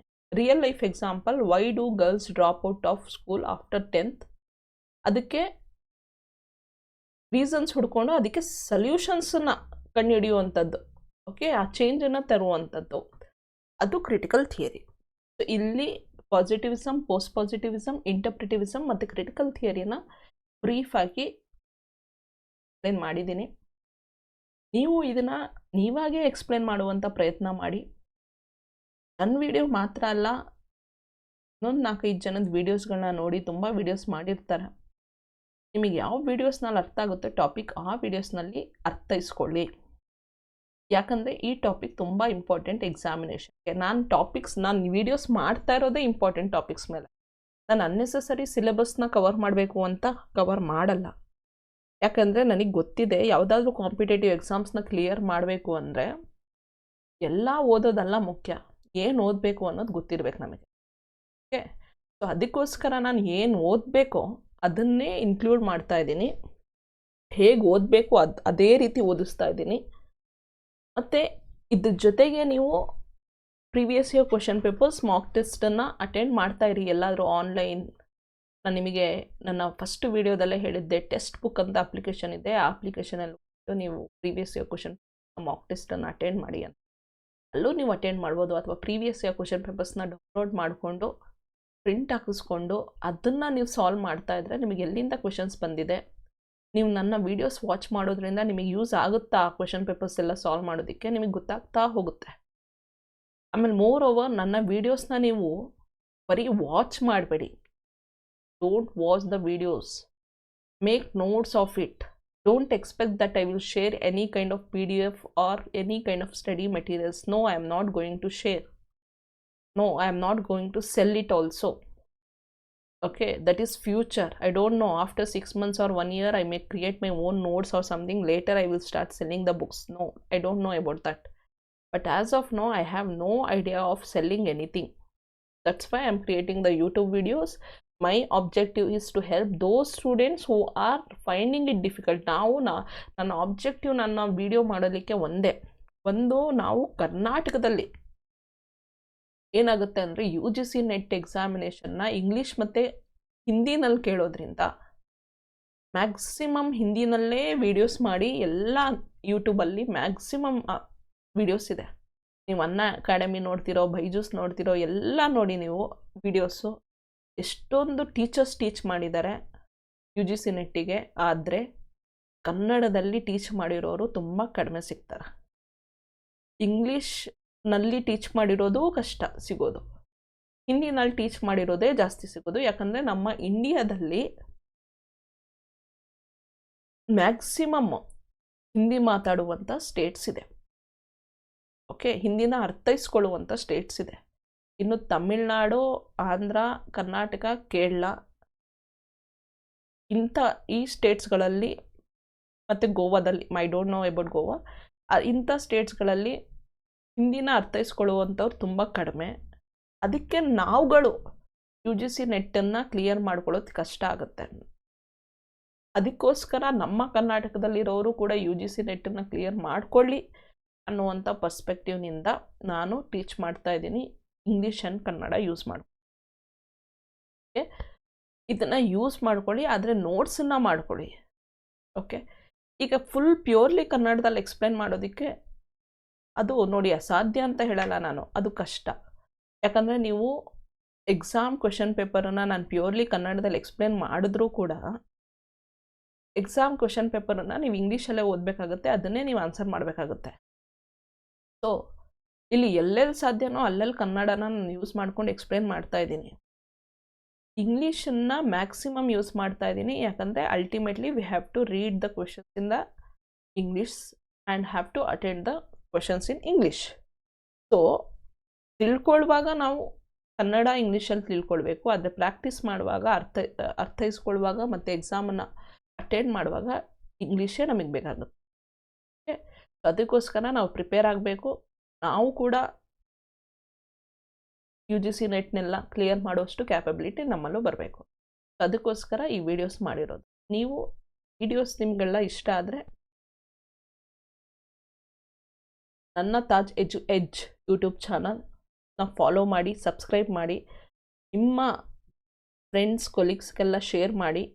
ನಾನು ಅಪ್ಲೋಡ್ ಮಾಡುವಂಥ ವೀಡಿಯೋಸ್ನ ನಿಮ್ಮ ಸ್ಟೂಡೆಂಟ್ಸ್ಗಳಿಗೆಲ್ಲ ಶೇರ್ ಮಾಡಿ. ಯಾಕೆ UGC ನೆಟ್ ಮಾತ್ರ ಅಲ್ಲದೆ ಬೇರೆ ಬೇರೆ ವೀಡಿಯೋಸ್ನು ನಾನು ಅಪ್ಲೋಡ್ ಮಾಡ್ತೀನಿ ನನ್ನ ಯೂಟ್ಯೂಬ್ ಚಾನಲಲ್ಲಿ. ನಿಮ್ಮ ಸ್ಟೂಡೆಂಟ್ಸ್ಗಳಿಗೆ ಶೇರ್ ಮಾಡಿ. ಅದರಿಂದ ಅವ್ರುಗಳಿಗೆ UGC ನೆಟ್ ಅಂತೂ ಅಲ್ಲ, ಬೇರೆ ಕಾಂಪಿಟೇಟಿವ್ ಎಕ್ಸಾಮ್ಸಿಗೆ ಯಾವ ರೀತಿ ಪ್ರಿಪೇರ್ ಆಗೋದು, ಸ್ವಯಂ ಕೋರ್ಸಸ್ ಬಗ್ಗೆ ಅಪ್ಲೋಡ್ ಮಾಡ್ತೀನಿ, ಅದೆಲ್ಲ ಮಕ್ಕಳಿಗೆ ಗೊತ್ತಾಗಲಿ. ಅದರಿಂದ ಅವರು ಕೂಡ ಸ್ವಲ್ಪ ಕಾಂಪಿಟೇಟಿವ್ ಆಗಿ ರೆಡಿ ಆಗಿರಲಿ. Especially government school, government college ಮಕ್ಕಳಾದರೆ ಅವರಿಗೆ ನನ್ನ ವೀಡಿಯೋಸ್ ಹೆಲ್ಪ್ ಆಗಲಿ ಅಂತಾನೆ ನಾನು ಕನ್ನಡ ಆ್ಯಂಡ್ ಇಂಗ್ಲೀಷ್ ಎರಡೂ ಕಾಂಬಿನೇಷನಲ್ಲಿ ಕಂಬೈನ್ಡ್ ಆಗಿ ಎಕ್ಸ್ಪ್ಲನೇಷನ್ ಕೊಡ್ತಾ ಇದ್ದೀನಿ. ಸೊ ನನ್ನ ಚಾನಲ್ ಯೂಟ್ಯೂಬಲ್ಲಿದೆ ಮತ್ತು ಟೆಲಿಗ್ರಾಮಲ್ಲೂ ಕೂಡ ತಾಜ್ ಎಜುಕೇಜ್ ಅಂತ ಒಂದು ಪೇಜನ್ನು ಕ್ರಿಯೇಟ್ ಮಾಡಿದ್ದೀನಿ. ಅಲ್ಲೂ ಕೂಡ ನಾನು ವೀಡಿಯೋಸ್ನ ಶೇರ್ ಮಾಡ್ತೀನಿ. ಇನ್ಸ್ಟಾಗ್ರಾಮಲ್ಲೂ ಕೂಡ ತಾಜ್ ಎಜುಕೇಜ್ ಅಂತ ಪೇಜ್ ಕ್ರಿಯೇಟ್ ಮಾಡಿದ್ದೀನಿ. ಸೊ ನೀವು ಅಲ್ಲೆಲ್ಲ ಸಬ್ಸ್ಕ್ರೈಬ್ ಮಾಡ್ಕೊಂಡು ಫಾಲೋ ಮಾಡ್ಬೋದು. ಏನೇ ವೀಡಿಯೋಸ್ ಅಪ್ಲೋಡ್ ಮಾಡಿದ್ರೂ ಕೂಡ ನಾನು ಅದರಲ್ಲಿ 3ಅಲ್ಲೂ ಕೂಡ ಅಪ್ಡೇಟ್ ಮಾಡ್ತೀನಿ. Thank you very much. All the best for your exam. Next video will be on the other topics. Thank you.